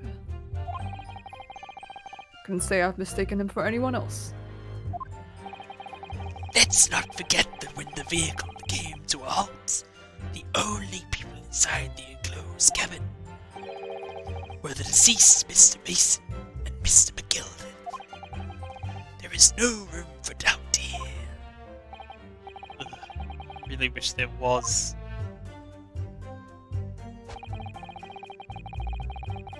And out of the blue, the accused just reached over and plunged a knife right into his guts.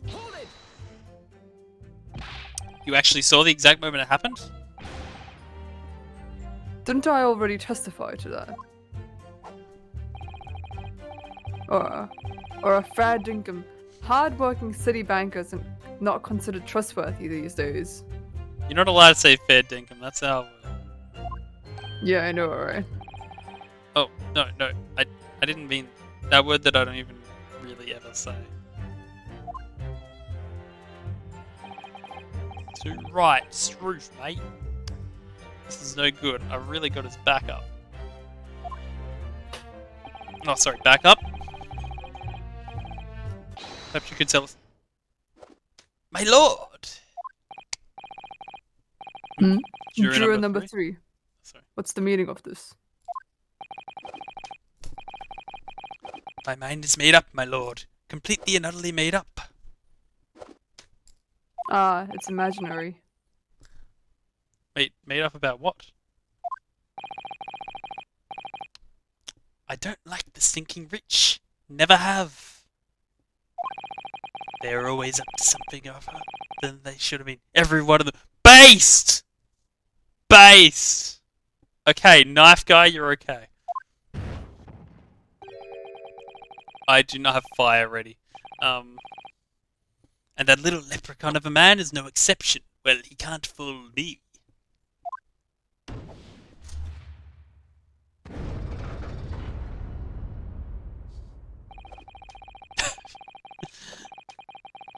Simply no point wasting time listening to any more of this. That's my opinion on the matter, anyway. That is precisely what I was about to say.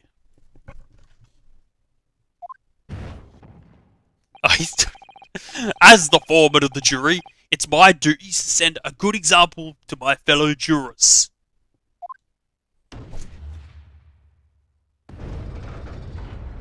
Oh shit, it's Inscription.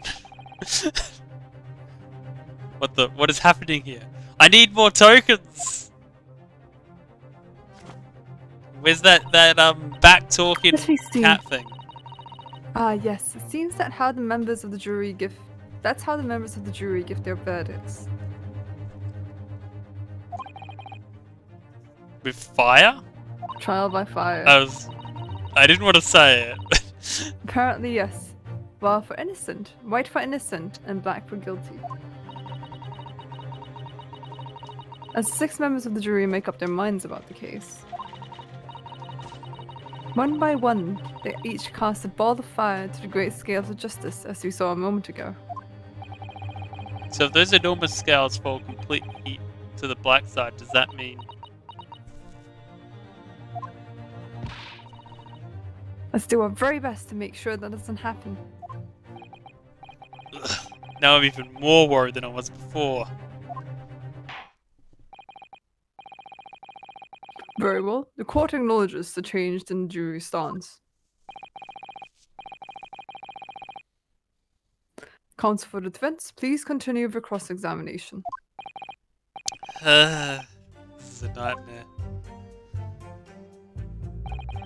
That's right. He stabbed him. I screamed, I did. Couldn't help it. He stabbed him, you say? And you were sitting up on the roof deck, were you? Yes, that's right, sir. I was up on the roof seats. I remember seeing the little gent sitting to the fellow that stabbed. I've been thinking about a new hat design, you see, so I was just gazing absent-mindedly around. But then, I happened to look down through the skylight. It was sticking right out of his belly. That huge knife, you see.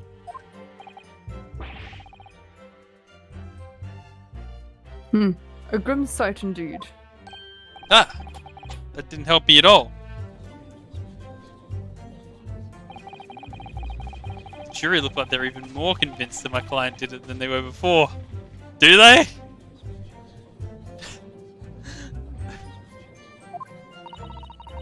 She has a translator.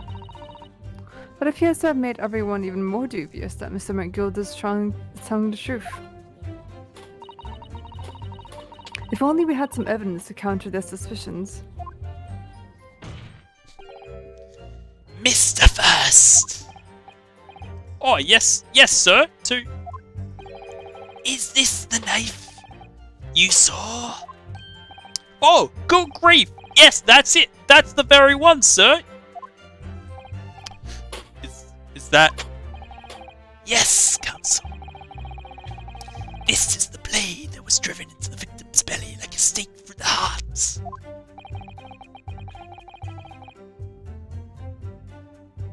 That is a blade of considerable use, Counsel. Size. Oh my god, my eyelids. You fall asleep.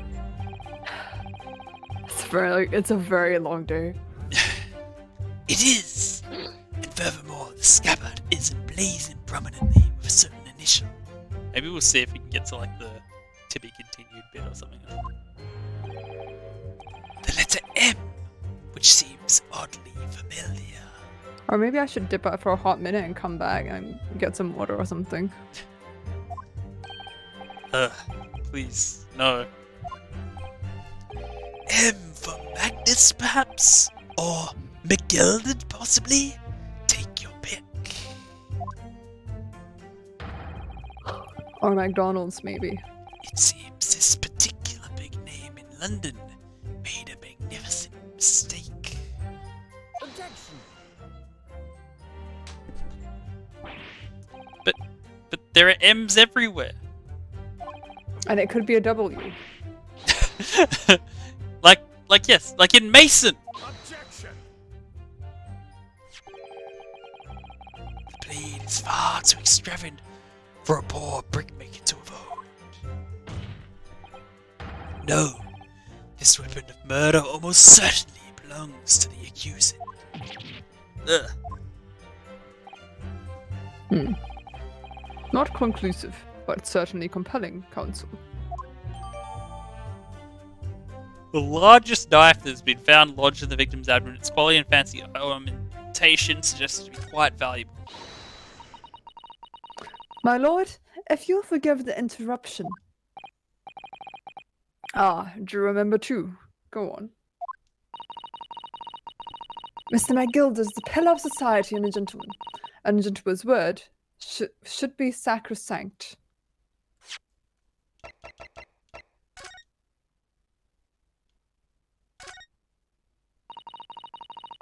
That part is the sheath, isn't it?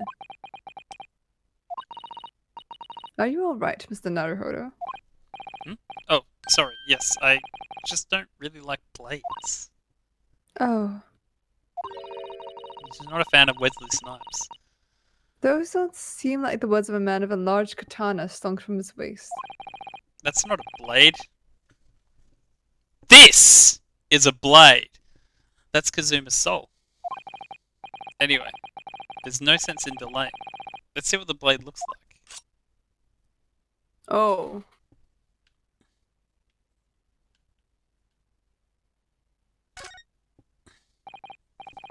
Ugh, that looks a lot like blood. Surely his blood. The victim's. Ugh, an Englishman's blood looks a lot like a Japanese man's blood. Shocking. Did you think it wouldn't? No, I thought it would have more worms in it. Sorry, it's just that we've only just arrived here in Great Britain. Wait, I'm finding what? it a little hard to adjust. Yes, I do understand. Why worms? I don't know. I'm just punching down on British people for the fun of it. I mean, punching up. An ornate letter W, or undeniably Mr. Wister Wick Gilded's initial. And it's beautifully gilded too. Must be very valuable, I should think. You know, I'm half expecting now that that's the twist. It actually is a W. Ah. What is it? What is it? Look at this M. Turn it upside down. It becomes Leon! That could change everything. A W? Huge W. Yes. This is one of those, you know, Title drop. turnabout cases. I'm sure of it. I'm Reno afraid I don't Skate know is at a all. huge W. But what I'm sure of is that this is an M. Oh. That idea was quickly quashed. Nice alliteration, boo.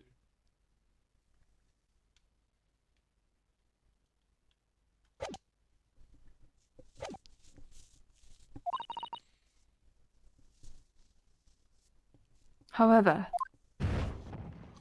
Already? those of us in service know we must accept hard truths. Also, Wait. I should really What do you... dip out for like a Just- moment. I'll be right back. Just say this line. Dispose of the rubbish. Okay, I'll be right back. Alright, I shall manage. No! I don't wish to cause offense, but I do like to eradicate all traces of filth and grime. Oh, she's not a fan of British rap music? What the hell?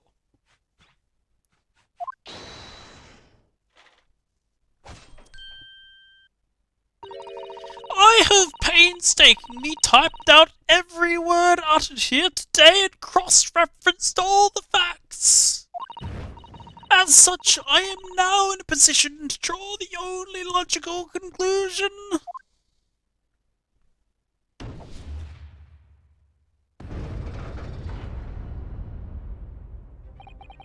Not again. That's 4 of the 6 jury members have proposed a guilty verdict. Hey, Brock. Effie is just dipping out to get a drink.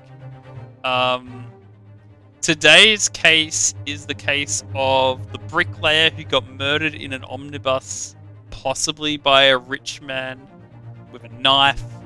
There were 2 witnesses at the top of the bus who supposedly saw him do the stabbing. His account of affairs is that he was asleep when it happened. There are way too many people in this courtroom, and way too many voices, but we'll see.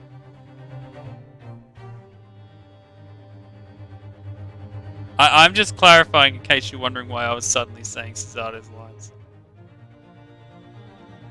Wait, but damn son, does that mean I'm reading her words?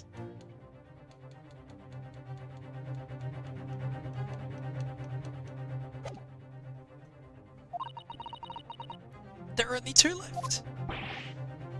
We've had it. Every time I press these witnesses for more information, it just make the situation worse. Hang on, I gotta ping. Of course.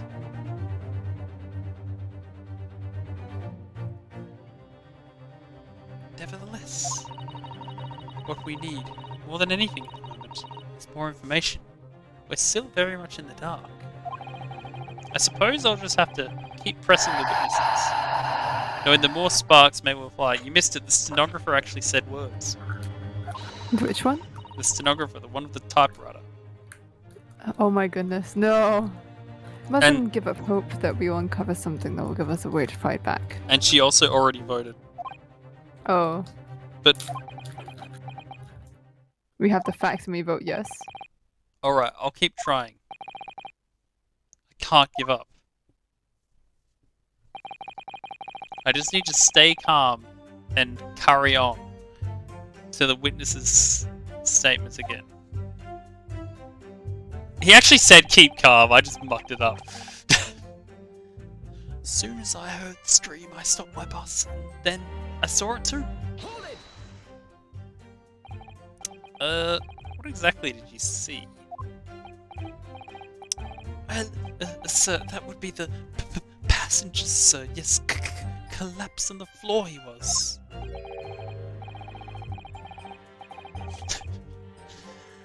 And by the passenger, obviously, you're referring to the victim, Mr. Mason, the brickmaker. It's funny you say that, Brock, because I'm pretty sure several characters have done that in the space of this in one stream as well. And that's not for that reason. And then this other passenger had that knife in his hand. I thought it said, I like this. It's like this. Oh, hey, Vagabond. You missed me do an outrageously Australian accent in an attempt to do a British accent for the Grand High Court guy, and it became a meme, and now he's Australian. By the other passenger, obviously you're referring to the accused, Mr. Magnus McGilded. I don't have any opinions on the case right now because we haven't really seen any funny turnabout yet. We're just kind of setting up the facts.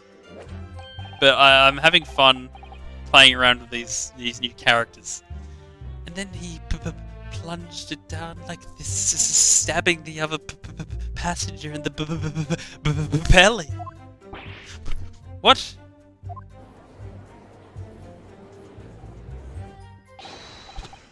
My lord, I wish to speak. Yes, juror number 5. Do I take it that you too?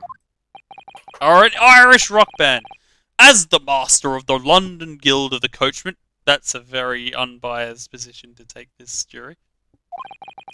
The idea of a murder being committed in one of the city's carriages is utterly abhorrent to me. It wouldn't be right to make a decision before hearing all the facts, though, I said to myself.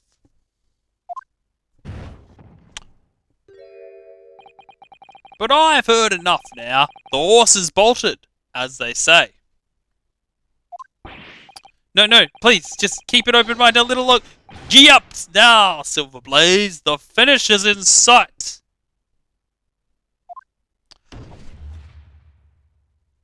I feel like maybe we'll have a chance yet because the old lady will never make a decision. I was about to say, like, she'll never be able to make that shot. I mean, all she needed to do is just like hit the table and that's it. Apparently No. it's magic.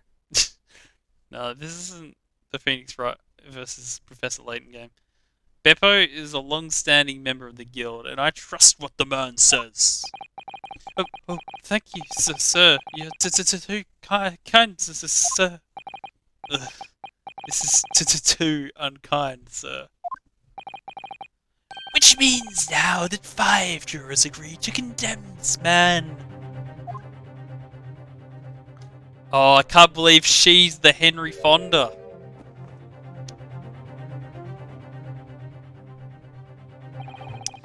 Madam Juror number 6.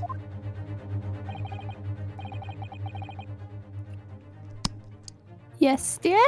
What can I do for you? You have heard the testimonies of the witnesses in the stand. Oh, yes, I certainly have. I still got my hearing, you know. Then pray tell, why are you yet to pronounce your leading?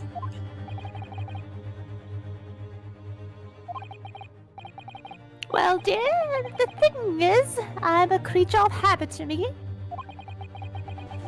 I always go to the park at around this time of day and sit on a nice bench and get on with my knitting. There's a lovely little park just where I live. Gilded Park, it's called.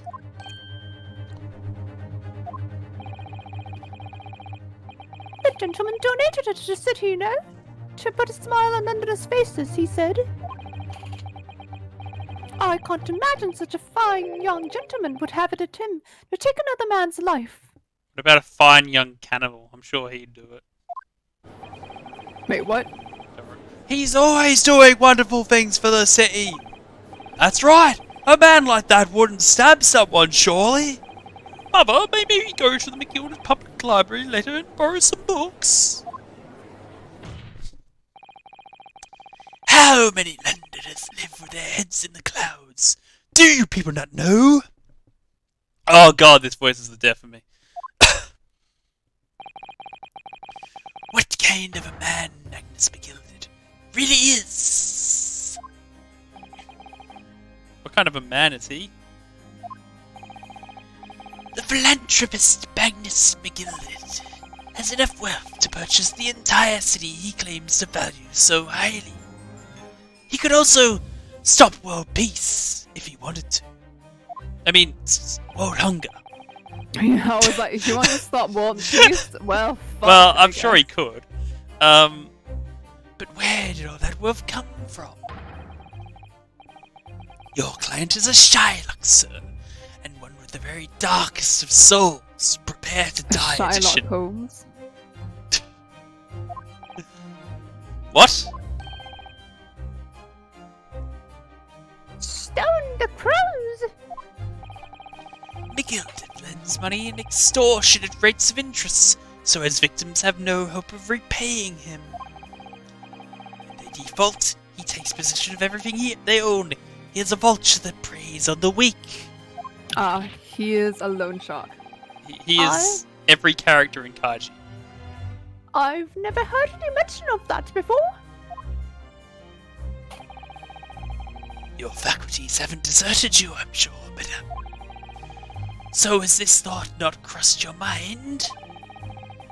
Would a man wealthy enough to buy London in its entirety not have a carriage of his own? Oh, true. He couldn't be there. He wouldn't carriage with the common folk.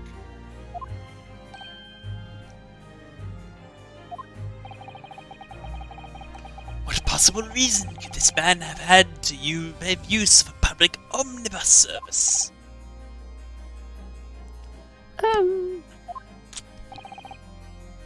You're not saying that. The victim, a poor brickmaker, had next to nothing to his name save considerable financial liability. It will come as no surprise that his creditor was the accused, Magnus McGilded.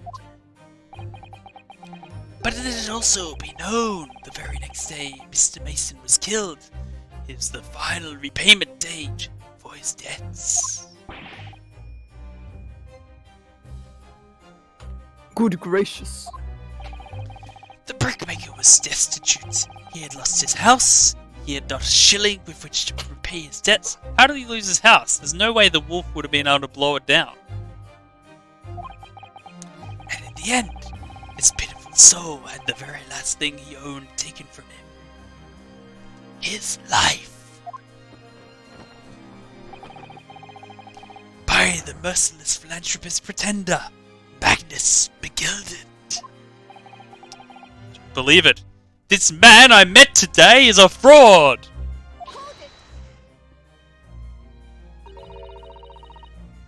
If I might add something briefly. Mrs. Utter? You claim that the victim has been lent money by Mr. McGilded. But where is the evidence to support your claim?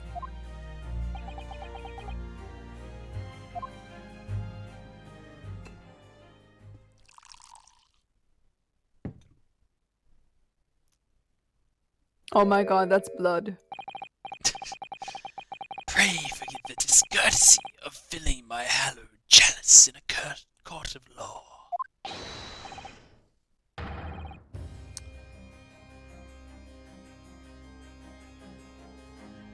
Aha! There it is! Lord Van Zeek's hallowed. Hallowed? Hallowed. Fuck that. Chalice. How can this be considered acceptable? Yes, this is the furthest that a court has ever gone. But I find myself in unexpectedly good humor. I had heard ladies from the Far East could show great courage, but I didn't expect to experience it myself. Ha ha ha.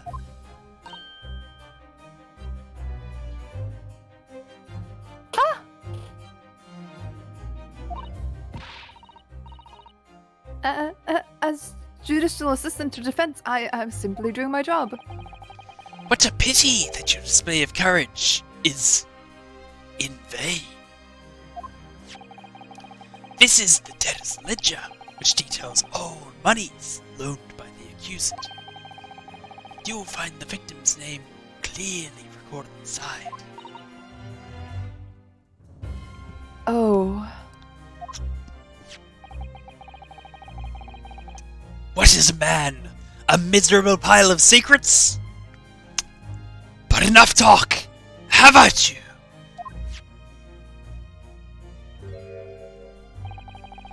And pray forgive the discourtesy of raising my chalice in a toast to the enigmatic East at the same time.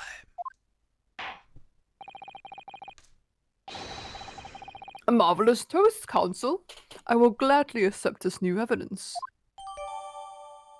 Because I'm a biased old man. Of people who had borrowed money from the defendant at a high rate of interest. It includes the victim, who owed 20 guineas. Equatorial guineas? Guineas world record?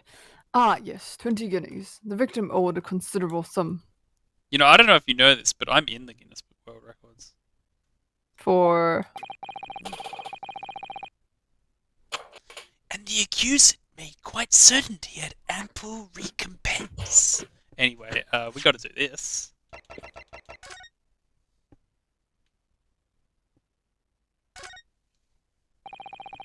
This portfolio must contain all sorts of secrets of London's gentry.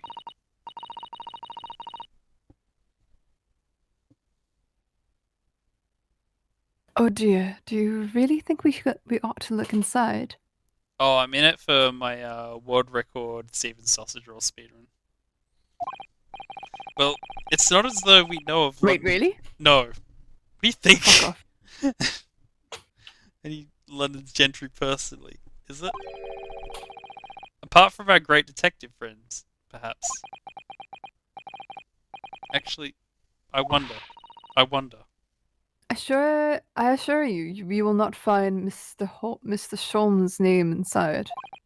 Well, let's see what we find. Literally rent-free in his mind. Oh damn, I can't read it.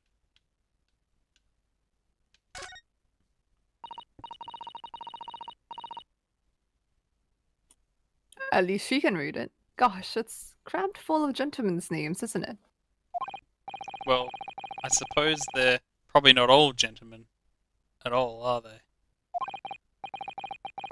After all, not everyone in this country is well off. It could be gentlewomen. What is the implication here? Is that gentleman is like a classist thing? I mean, like in terms of financially. Shrugs. Ah, goodness. What is it? Look at this. Do you see the name here? Ah, K. Midas. Bruce Fairplay. Should that mean something to me? It does sound strangely familiar. It is. It's The guy in the middle. yeah. Bruce Fairplay, the witness testifying at this very moment. Actually, I'm pretty sure Bruce Fairplay is the name of like the 1997 Brownlow medalists. I'm sure. Oh yes, why of course, the banker. Why is his name in here? He borrowed 20 guineas, did he? And look, the repayment date is fast approaching. It's possible that this is just a coincidence, of course, but this could be very useful information.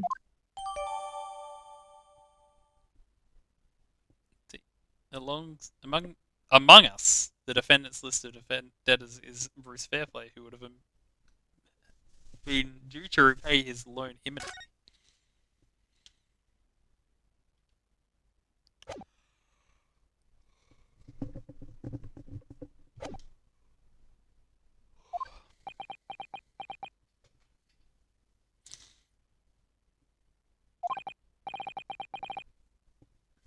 Well, it would seem I've had the wool pulled over my eyes. Regrettably, madam, that is the MO of the accused. And it's such a pretty little park too. What a scoundrel! She's gonna go on Mumsnet and complain about this. Still, maybe it's all for the best. Wait a minute. Let's think about this. I don't stand for nonsense. Get effed, Keiichi. Get fucked, KG. Oh, well, trial's over.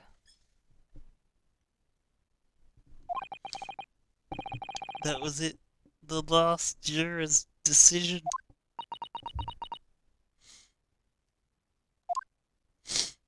Objection.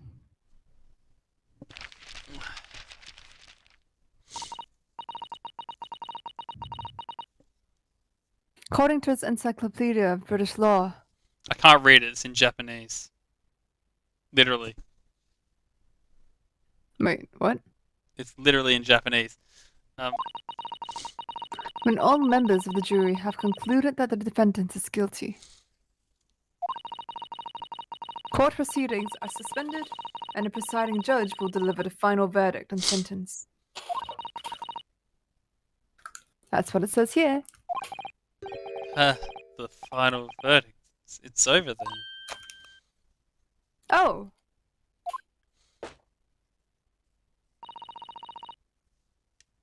There's a footnote, though. Of course there is. A footnote? However, the defense...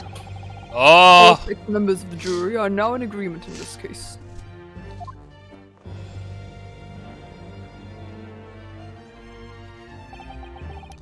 Allow me to convey my respect for your swift and righteous decision. According to the laws of the country, I will now conclude the trial. Wouldn't it be crazy if there was an Ace Attorney game where there's a chapter that just kind of ends like this with a loss and you just kind of move on every day because at the end of the day, like, you didn't know this dude? Not in the nature of the game, though. Fortunately. But Doesn't leave you hanging forever. I mean, but it does, but the still. nature of the game is to provide twists. As the second No, Ace Attorney turnabouts. game final case will have you. It's to provide turnabouts. Yeah. By delivering my final verdict. I trust there are no objections.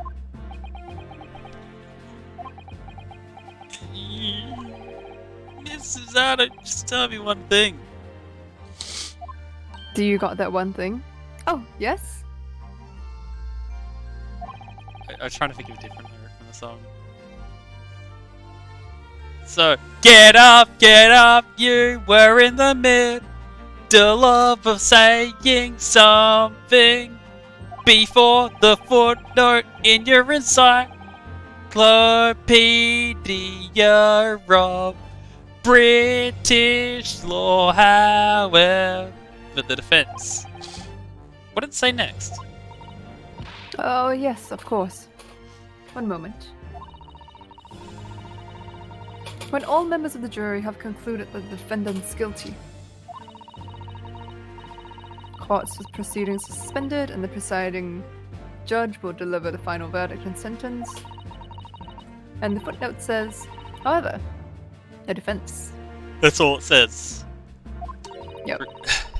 has the right to demand a summation examination of the jurors at this point.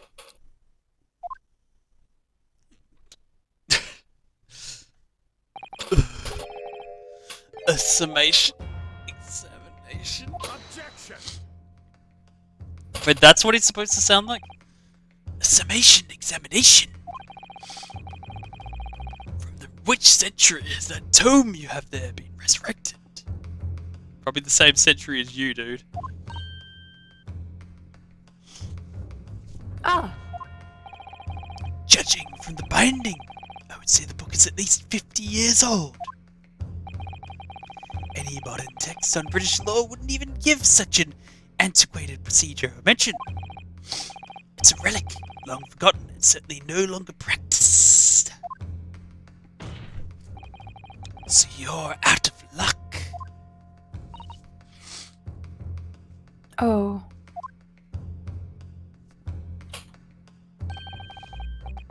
What even is it, Miss Cesaro? So-called summation examination.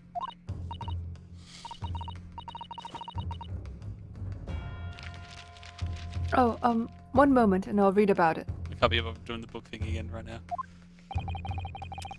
You would demand the right to a procedure before you even understand what it entails. Typical Nipponese. Alright, Mr. Naruhodo. I think I understand. It seems that under this procedure, we would be able to appeal to members of the jury. Oh god. All do 6 of them? What exactly? Oh no! He's about to do something not safe for work. Appeal to them to change their leaning and reverse their decisions. It says here that if successful, the proceedings of the trial must be resumed. We're gonna have to do like all 6 of them. Make It's them gonna drive us insane. reverse their decisions. Snoisiked? No, Snoisiked Rieth? Yes, in times gone by, barristers would use a summation examination to attempt to influence the jury's decision.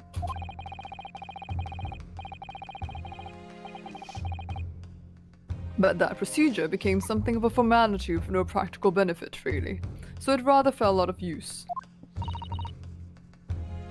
I wonder why. Because it was devoid of purpose. Changing just one member of the jury's mind would be hard enough, let alone several. No self-respecting defense barrister would even assert his right to try in this day and age. That's okay. I don't self-respect anything. Still, I don't see any mention of the procedure actually being formally revoked. What are you suggesting? I'm suggesting that although it may be antiquated and largely forgotten, it isn't yet extinct. Cesaro's the kind of person who looks up obscure laws and then like tells people off for breaking them. Yep. Like, actually, you're not allowed to touch a chicken in the state of Vermont or something. I don't know. What do you think, Mr. Naruhodo?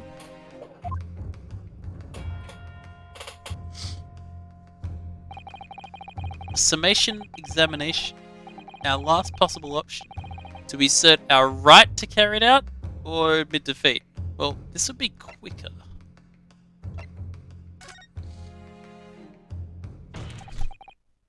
The defense wishes to assert its right to a summation examination, my lord.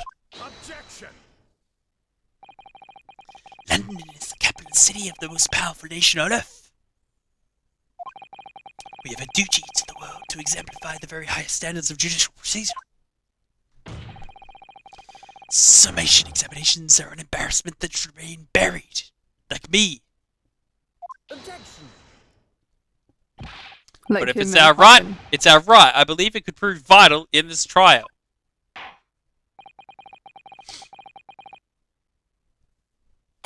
The defense's petition is perfectly valid. The court will proceed with the summation examination. This is madness. No. This is Ace Attorney. I mean, London. Foreman, are you and the remainder of the jury ready? Yeah? Well, oh, I'm not a... Ugh. Oh, wait, sorry, wait.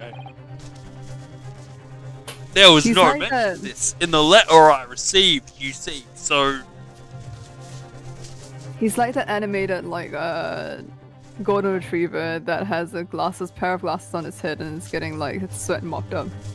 He's making me think of like the fat dude in the first Professor Layton game. Gordon. Shit, I don't remember him. He's like in the manor, and he's always like wiping his forehead. I genuinely just don't remember anything of the first series. Yeah, it's easy. I've just played it through so many times. So. Fair enough. All members of the jury will be asked to explain on what grounds they have reached the decision. But also him in particular, like I think like I used to make fake Yu-Gi-Oh cards, and I think I made one for him. Nice. On what grounds? You must all testify your decisions and explain why you believe the defendant to be guilty. Well, my lord, you're rather putting us on the spot. This is how they stretch the longevity of the game.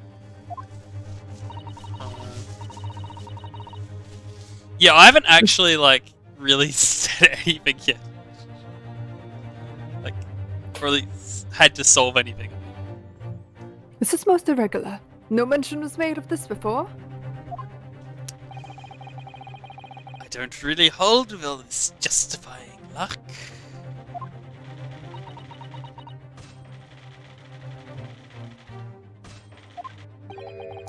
That seems to have thrown the jurors off. It seems none of them have experienced this before. See, it's 12 angry men. They just want to go home. They don't give a shit. Alright. The summation examination. A defense procedure no practicing lawyer has attempted for years, is it? Well, just maybe. It might be the opportunity we've been looking for to turn about this trial about. So be it then. Ladies and gentlemen of the jury, the court hereby calls upon you to state the grounds on which you find the defendant, Magnus MacGilded, guilty of his most serious crime.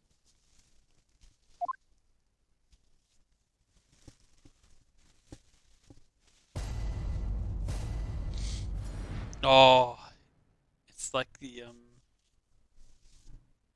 panic debate, whatever, in Danganronpa V3. There was no one else inside the carriage at the time, so it must have been him.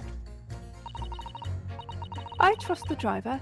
He has an excellent memory, it seems. 4 passengers with fares totaling 20 pence. He stuck the chap next to him like this! Brazen, I must say. Absolutely brazen. Well, that's not really the angle. But I have simply tried to collate all the statements made thus far and drawn a logical conclusion. that doesn't commit. That's lazy. You can trust the guild. Fair fares is our motto. We haven't raised prices above 4 pence for years. I'm very tired, spare me. That scoundrel! Stabbing that poor man on the floor! It beggars belief! Well, I can't stop now because the new Jeopardy episode won't be out yet. I'm starting to wish I hadn't pushed for this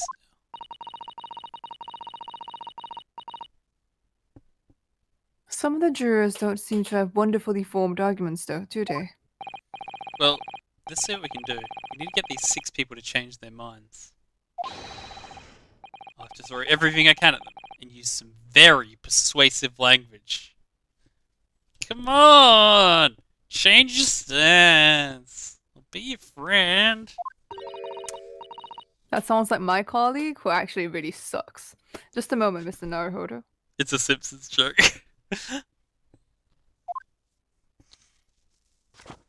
Anyone who's nearly 10 years older than me and making these kinds of statements is gonna make me pissed off. According to my book, that's not quite how it works. I was doing it ironically. Oh, that's not. I don't mean you. I just mean my colleague. It sounds extremely like them. I thought I was going to have to thaw their icy martins. Like, they're going to catch a cold from the ice inside their minds? With some heartwarming rhetoric about the defendant. Wait, what is that? Is it like Futurama or something? Like to have to warm the ice with a warm tropical song? Oh, what is that from? It sounds like South Park, actually. Unfortunately, once the jurors have decided the defendant's guilty, they're unlikely to heed anything the defense says. But then I will simply debate them with facts and logic.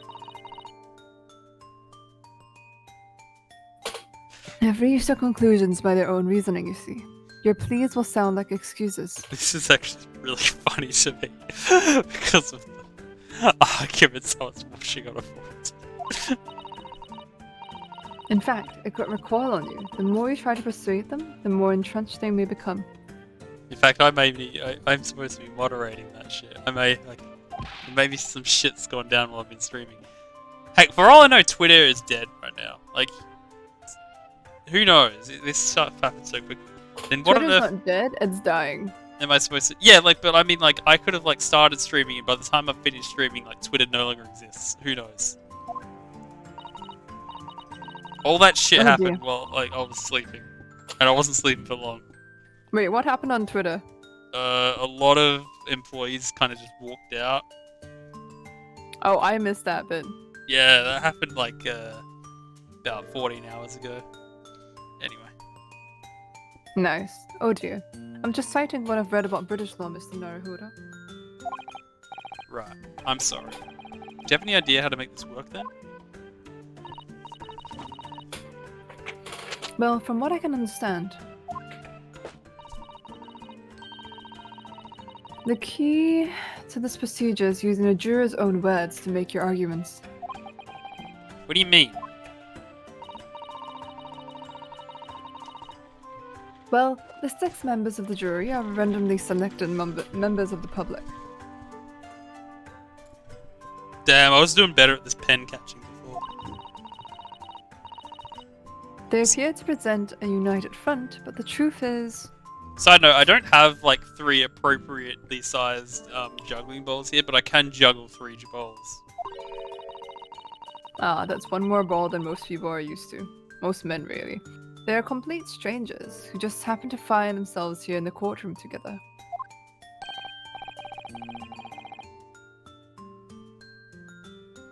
And that's the way to break them down, you mean? Yes, exactly. Easy. You must listen very carefully to what each member of the jury says. And see if we can identify any contradictory statements. If we can, we then contrast the statements and pit the corresponding jurors against each other. I see. So it's contradictions in what 2 or more jurors say that we're looking for. In a way then, this is similar to a regular cross-examination. Oh, yes, I suppose you're right. Find contradictions in their statements and pit the jurors against one another to break them down. Alright, I might be able to pull this off. No, that's not right. I have to pull this off! I'm so scared of like hitting my mic or something when I do that. Spoiler, you already did. Can we start proceedings, counsel? I would ask you to take a stand for this. I'm expecting a clear and concise rebuttal. Yes, my lord.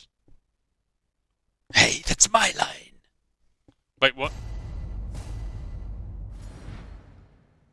We're about to cut their words? Oh my god, it's Fruit Ninja. Do you know Fruit Ninja is... Wait. Australian? Nope. Unless I'm mixing up with another game. I think I read that last night. Certainly, the testimonies we've heard suggest the victim and Mr. McGilder were alone inside the carriage. Precisely my point. But! Could there be some other explanation? Something we haven't considered yet? Such as?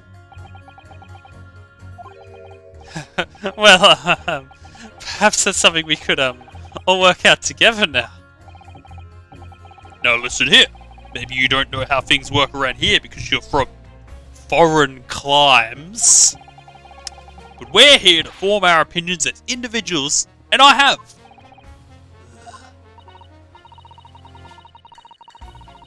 Oh dear.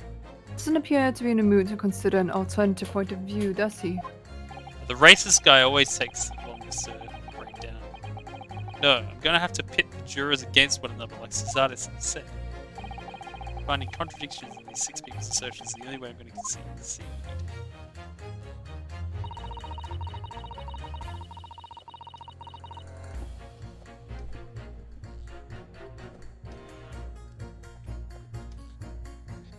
Trust. Wait, are we still Yeah, go for doing it. this? Because like she already said the statement, didn't she? Yeah, no, I was only not doing it on like the second read through.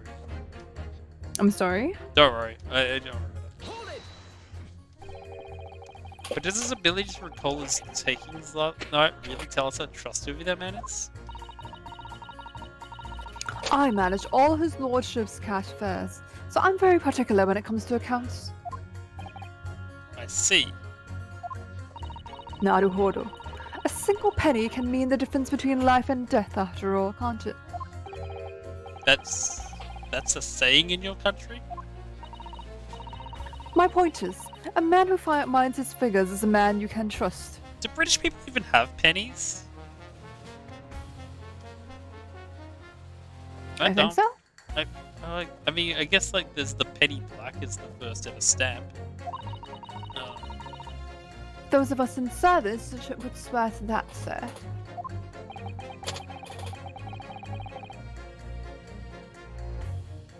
Does that bench really need any more polishing?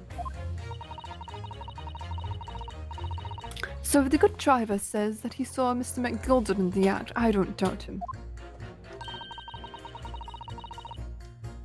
The only task left to do today is disposing of the rubbish. Now wait a minute.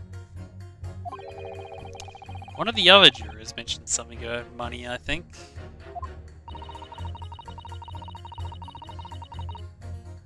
Now would be a very good time to listen carefully to a juror's statements again, Mr. Naruhodo. If you notice an inconsistency in what 2 different jurors are saying, I should expose it by pitting them against each other. Yes, let's see if I can do just that. Oh, here's the so let's see. Stabbed him, yada yada. There we go. Okay.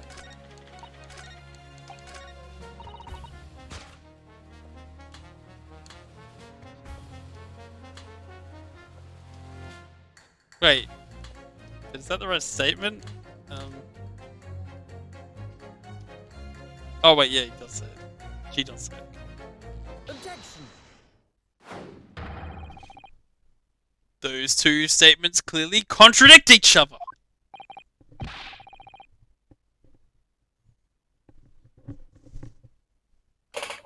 they do. Explain yourself, counsel. Me? Oh dear, what have I said? I swear on Silver Blaze's maiden name, I haven't the first idea what you're talking about. According to the group testimony we've heard so far.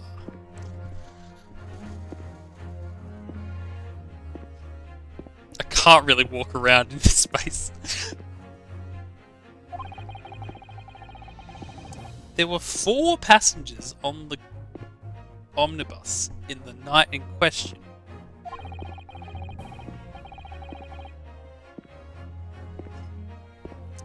And according to the coachman, Mr. Beppo, he took 20 pence in fares. Quite right. I have those precise details typed neatly here in front of me. And juror number 5 also told us the following. The fare for the omnibus is always 4 pence. That it is, a fair and convenient single price, just the way London's carriages should be operated. But that doesn't add up at all. It doesn't multiply up at all. In fact, it leaves a glaring discrepancy in the facts. Why, man, why? 4 passengers paying 4 pence each. If you do multiplication...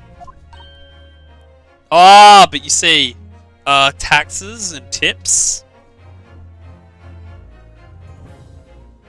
Ah. It would be 16 pence. Oopsies, I forgot her accent. Exactly. As I said, it doesn't add up. The figures are different. By 4 pence, in fact. Precisely 1 person's fare. It's another person's treasure. 1 person's fare? Yes. In other words, on the omnibus that night, it's distinctly possible there was another passenger we've heard nothing about. It was that woman again. Good gracious. This can't be right. The coachmen of the guild are good, honest men, one and all. Trustworthiness is our watchword. The figures your coachman claims most certainly do not add up. Your watchword, good sir, is a fallacy. I beg your pardon? Mr. Guildmaster, I think you ought to consider that if this trial were to end now, the news will surely spread all over London. The news that one of your coachmen tried to hide the fact that he let nefarious characters ride his omnibus. Oh shit, it's Ratchet and Clank 3. Wait, I don't know what you're referring. Oh, wait. I mean, why are you saying that? Oh, wait, I see what you're saying, Vagrant. Yeah. Alright then. How do I make it so this miserable trial doesn't end?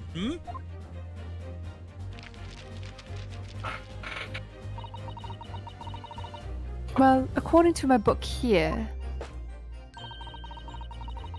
you simply launch a ball of fire into the innocent side of the set of scales. Now hold your horses there, coachman. We roll an agreement. Wait till I get my hands on you, Beppo!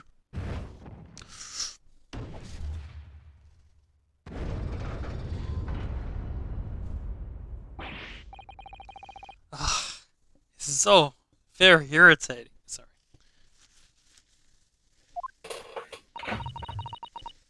Begging your pardon, sir, I'm going to do the same.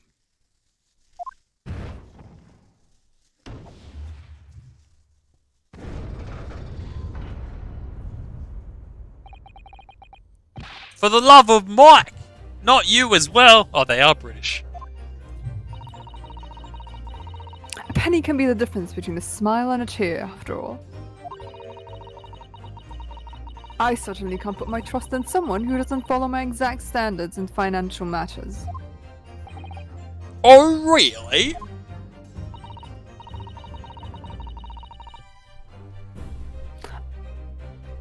I, for one, think it's only proper that we hear from the witnesses again. Well done, Mr. Naruhodo. You did it. If we can manage to exchange 2 more jurors' minds, we can force the trial to continue. 2 more. Actually, there is something else that's been bothering me about a couple of their assertions. Just one more thing. Then that's where you must strike next. So I need to pit 2 more jurors against each other and show there's another contradiction in their assertions. Exactly. You can do it.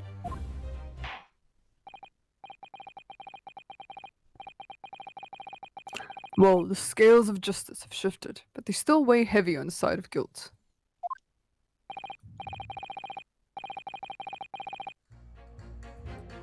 Counsel, you have the floor again. Continue with the summation examination.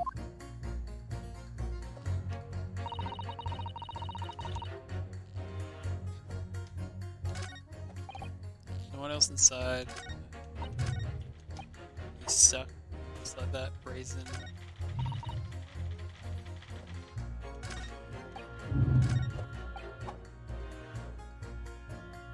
Ah, here we go. On the floor.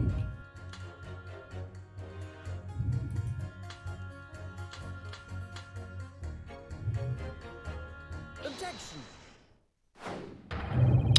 Those two statements are completely contradictory. What? Explain, Counsel. Post haste.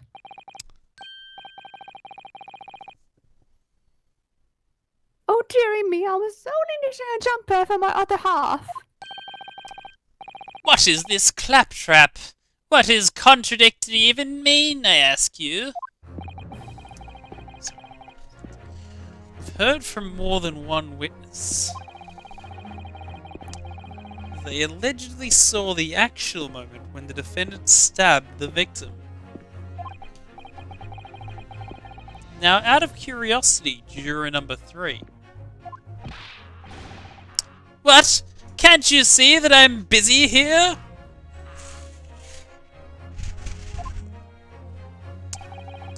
How would you say the defendant stabbed the victim? What sort of motion was it? Ha! Want to test me, do you? It was like this! Suck the fellow next to him without even getting up! Just like the Plimbranker said!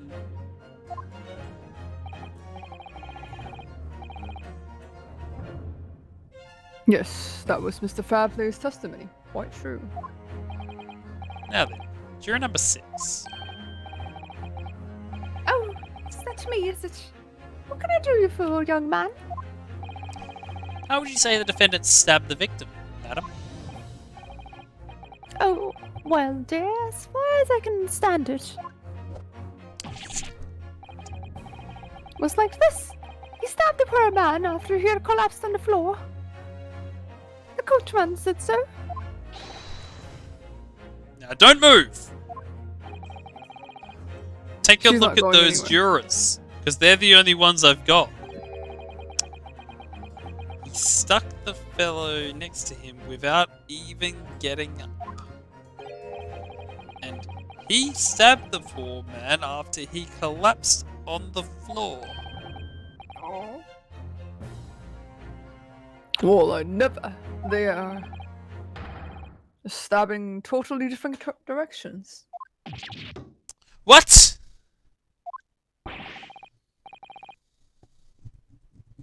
Bless my stitches! What a muddle! Bless my stitch, Hook was on a roll. Do, do, do, do, do, do, do, do, do. Also, I might actually pass out soon, so hopefully we can wrap this up. Yeah, I'm hoping you'll find a good spot soon. What this tells us is that there's a strong possibility one of the witnesses isn't telling the truth. Oh, But why? Why the dickens would they lie? I don't know that yet, but what I do know is that if the trial ends at this point, we may never find out. We may never know the real truth. Okay, this is like just some extremely minor game design things, but the fact that you could technically do these two sections in either order means that they can't reference each other in sequentially unless they've specifically written for that, and I doubt they have. And it's something that always bugs me when I notice it in video games. Ladies and gentlemen of the jury, can you really let that happen? In all good conscience. lies, you say? Oh, dearie me. I can't abide people telling lies. And that itself might help spoil what the second one will be, because I'm pretty sure juror number 1 interacted with. Oh, I'm not sure actually. The scales. I don't believe it. So actually now I'm wondering would the other two say it in this case. If they do, that's actually cool. I take back what I'm saying. Wait! Now hear this, my fellow jurors. I warn you, you cannot listen to this man. Also, do their chairs match the color of their vote? Look What at him. chair? It is black. The chair behind him. in his black suit. Ah. He's clearly some devious Eastern sorcerer using magic on us all. I need to watch it next time then. If I could use magic, do you think I'd be putting myself through all this? Answer me this, Dark Jinx. Huh? Me? What exactly is the problem? What of it if two witnesses have slightly different recollections of events? What of it? Let's say the Shylock did stab the victim as he was sat next to him on the omnibus. And this young dandy saw him do it. And now let's say the victim collapsed on the floor, and then the Shylock stabbed him again. And this old lady saw him do it. Well, what's to say it didn't happen like that, I haven't looked at the evidence, but I'm the lead juror. Who are you calling a dandy, sir? Why should I take this knife to you? And what do you mean they saw him? They're not witnesses, they're the jury.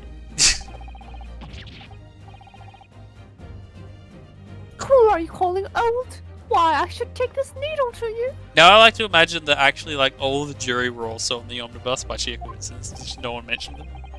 Ugh, they're ready to kill each other now. But could the foreman of the jury be right? If two witnesses see two different moments of the same crime? Ah, shit. No.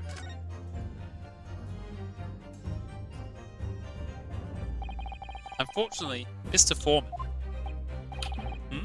What is it, you Dark Jinx? Come on, out with it! What you're suggesting is impossible. It's out of the question.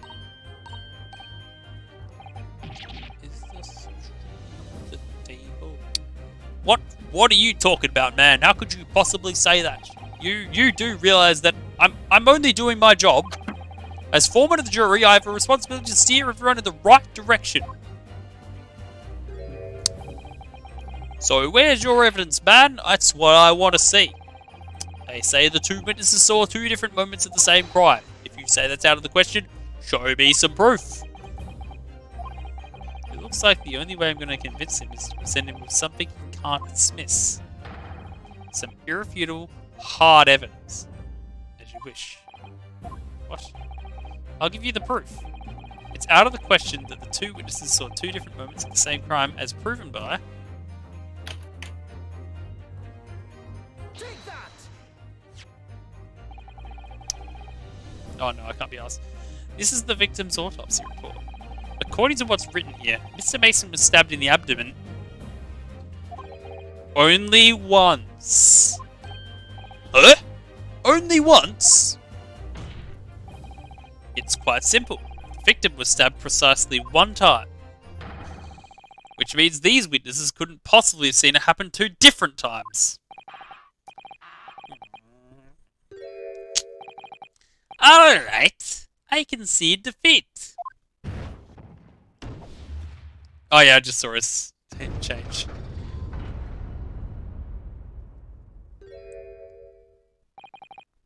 Wait, that means 4 jurors are now leaning to not guilty. We've done it, Mr. Naruhodo. We're won. Well, I don't think that's how juries work, but sure. What are you playing at, you dandy fool? For the Shut sake of my extremely sleepy person, yes, let's just presume that's how it works. Shut your trap, sir. No one deceives me. But we had a consensus. I said shut your trap. I know a liar when I see one. And if the chap ever dares to cross the threshold of my shop, I'll take this razor-sharp blade and shape every last hair off his head. Please tell me he's a barber. Well, in a quite remarkable turn of events, the defense's summation examination has flipped the balance of the scales of justice. The jurors now stand at 2 for guilty, and 4 for not guilty.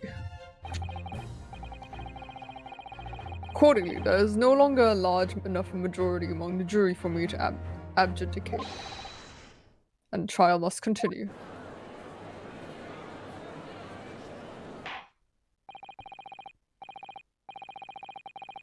I hereby ask the defense, prosecution, and witness to return to their places.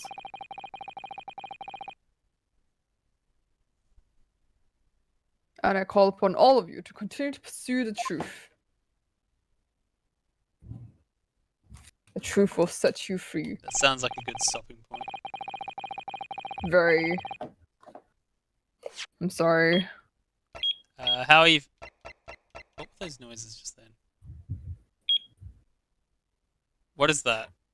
My alarm clock, not a microwave. Okay. I swear, if it wakes me up at 8 a.m. tomorrow, I will not be happy. So what's a good time for you tomorrow? Probably 9, maybe? All right. Maybe. Yeah, but should be fine tomorrow. Right. Obviously, we'll finish the trial tomorrow. Uh-huh. Obviously.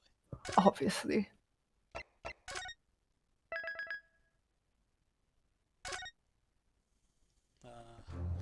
No, I just need to find a way to just drag this on so I can say that I streamed for 3 hours. How long has it been? Just 2 more minutes. Yeah. 2 minutes for me to go, like, is there anyone to raid? Not really. So I won't be doing any raiding tonight. Did a lot of Twitter employees walk out today? I don't know if they walked out or they just weren't let in the building ever, but, yeah. Wasn't great. Hmm. What's new? Apparently that. Hmm? Apparently that's what's new. We shall see. I shall continue to prepare for more tweet threads that may or may not ever ending up existing. Who knows? Can I just say, the memes that have come out of it are wonderful. See, that's the thing. Twitter always comes together for great memes. Unfortunately, maybe this will be the last time. Who knows? Where are Facebook going to get all their memes from now? Maybe they'll finally have some sort of creativity and actually create their own memes. And where are the Sun going to get all their articles about how Jeopardy viewers are furious about a thing that happened on Jeopardy? Without, like, looking through the hashtag on Twitter. They'll never be able to do it. Think of the god-awful clickbait. Who knows? Speaking of which, I need to find out who wins tonight. So anyway, it's a convenient time to say, if you're watching this live or via... Oh, wait, I should hold this on just a little longer because the VOD is going to, like, cut off the first minute because of the sound.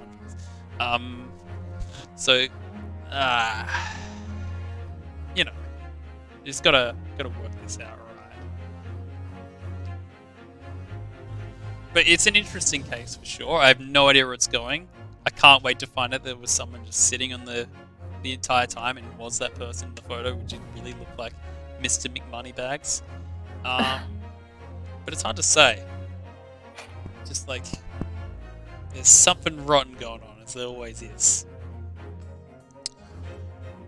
So, if you're watching this live, or via a VOD, good morning, good afternoon, good evening, good night, etc, etc, etc. It doesn't matter. All that matters is that you're here, hopefully having a good time, and that I can hopefully see you in the next one. Which should be tomorrow, in, say, 17, 18 hours, who knows. But until then, bye!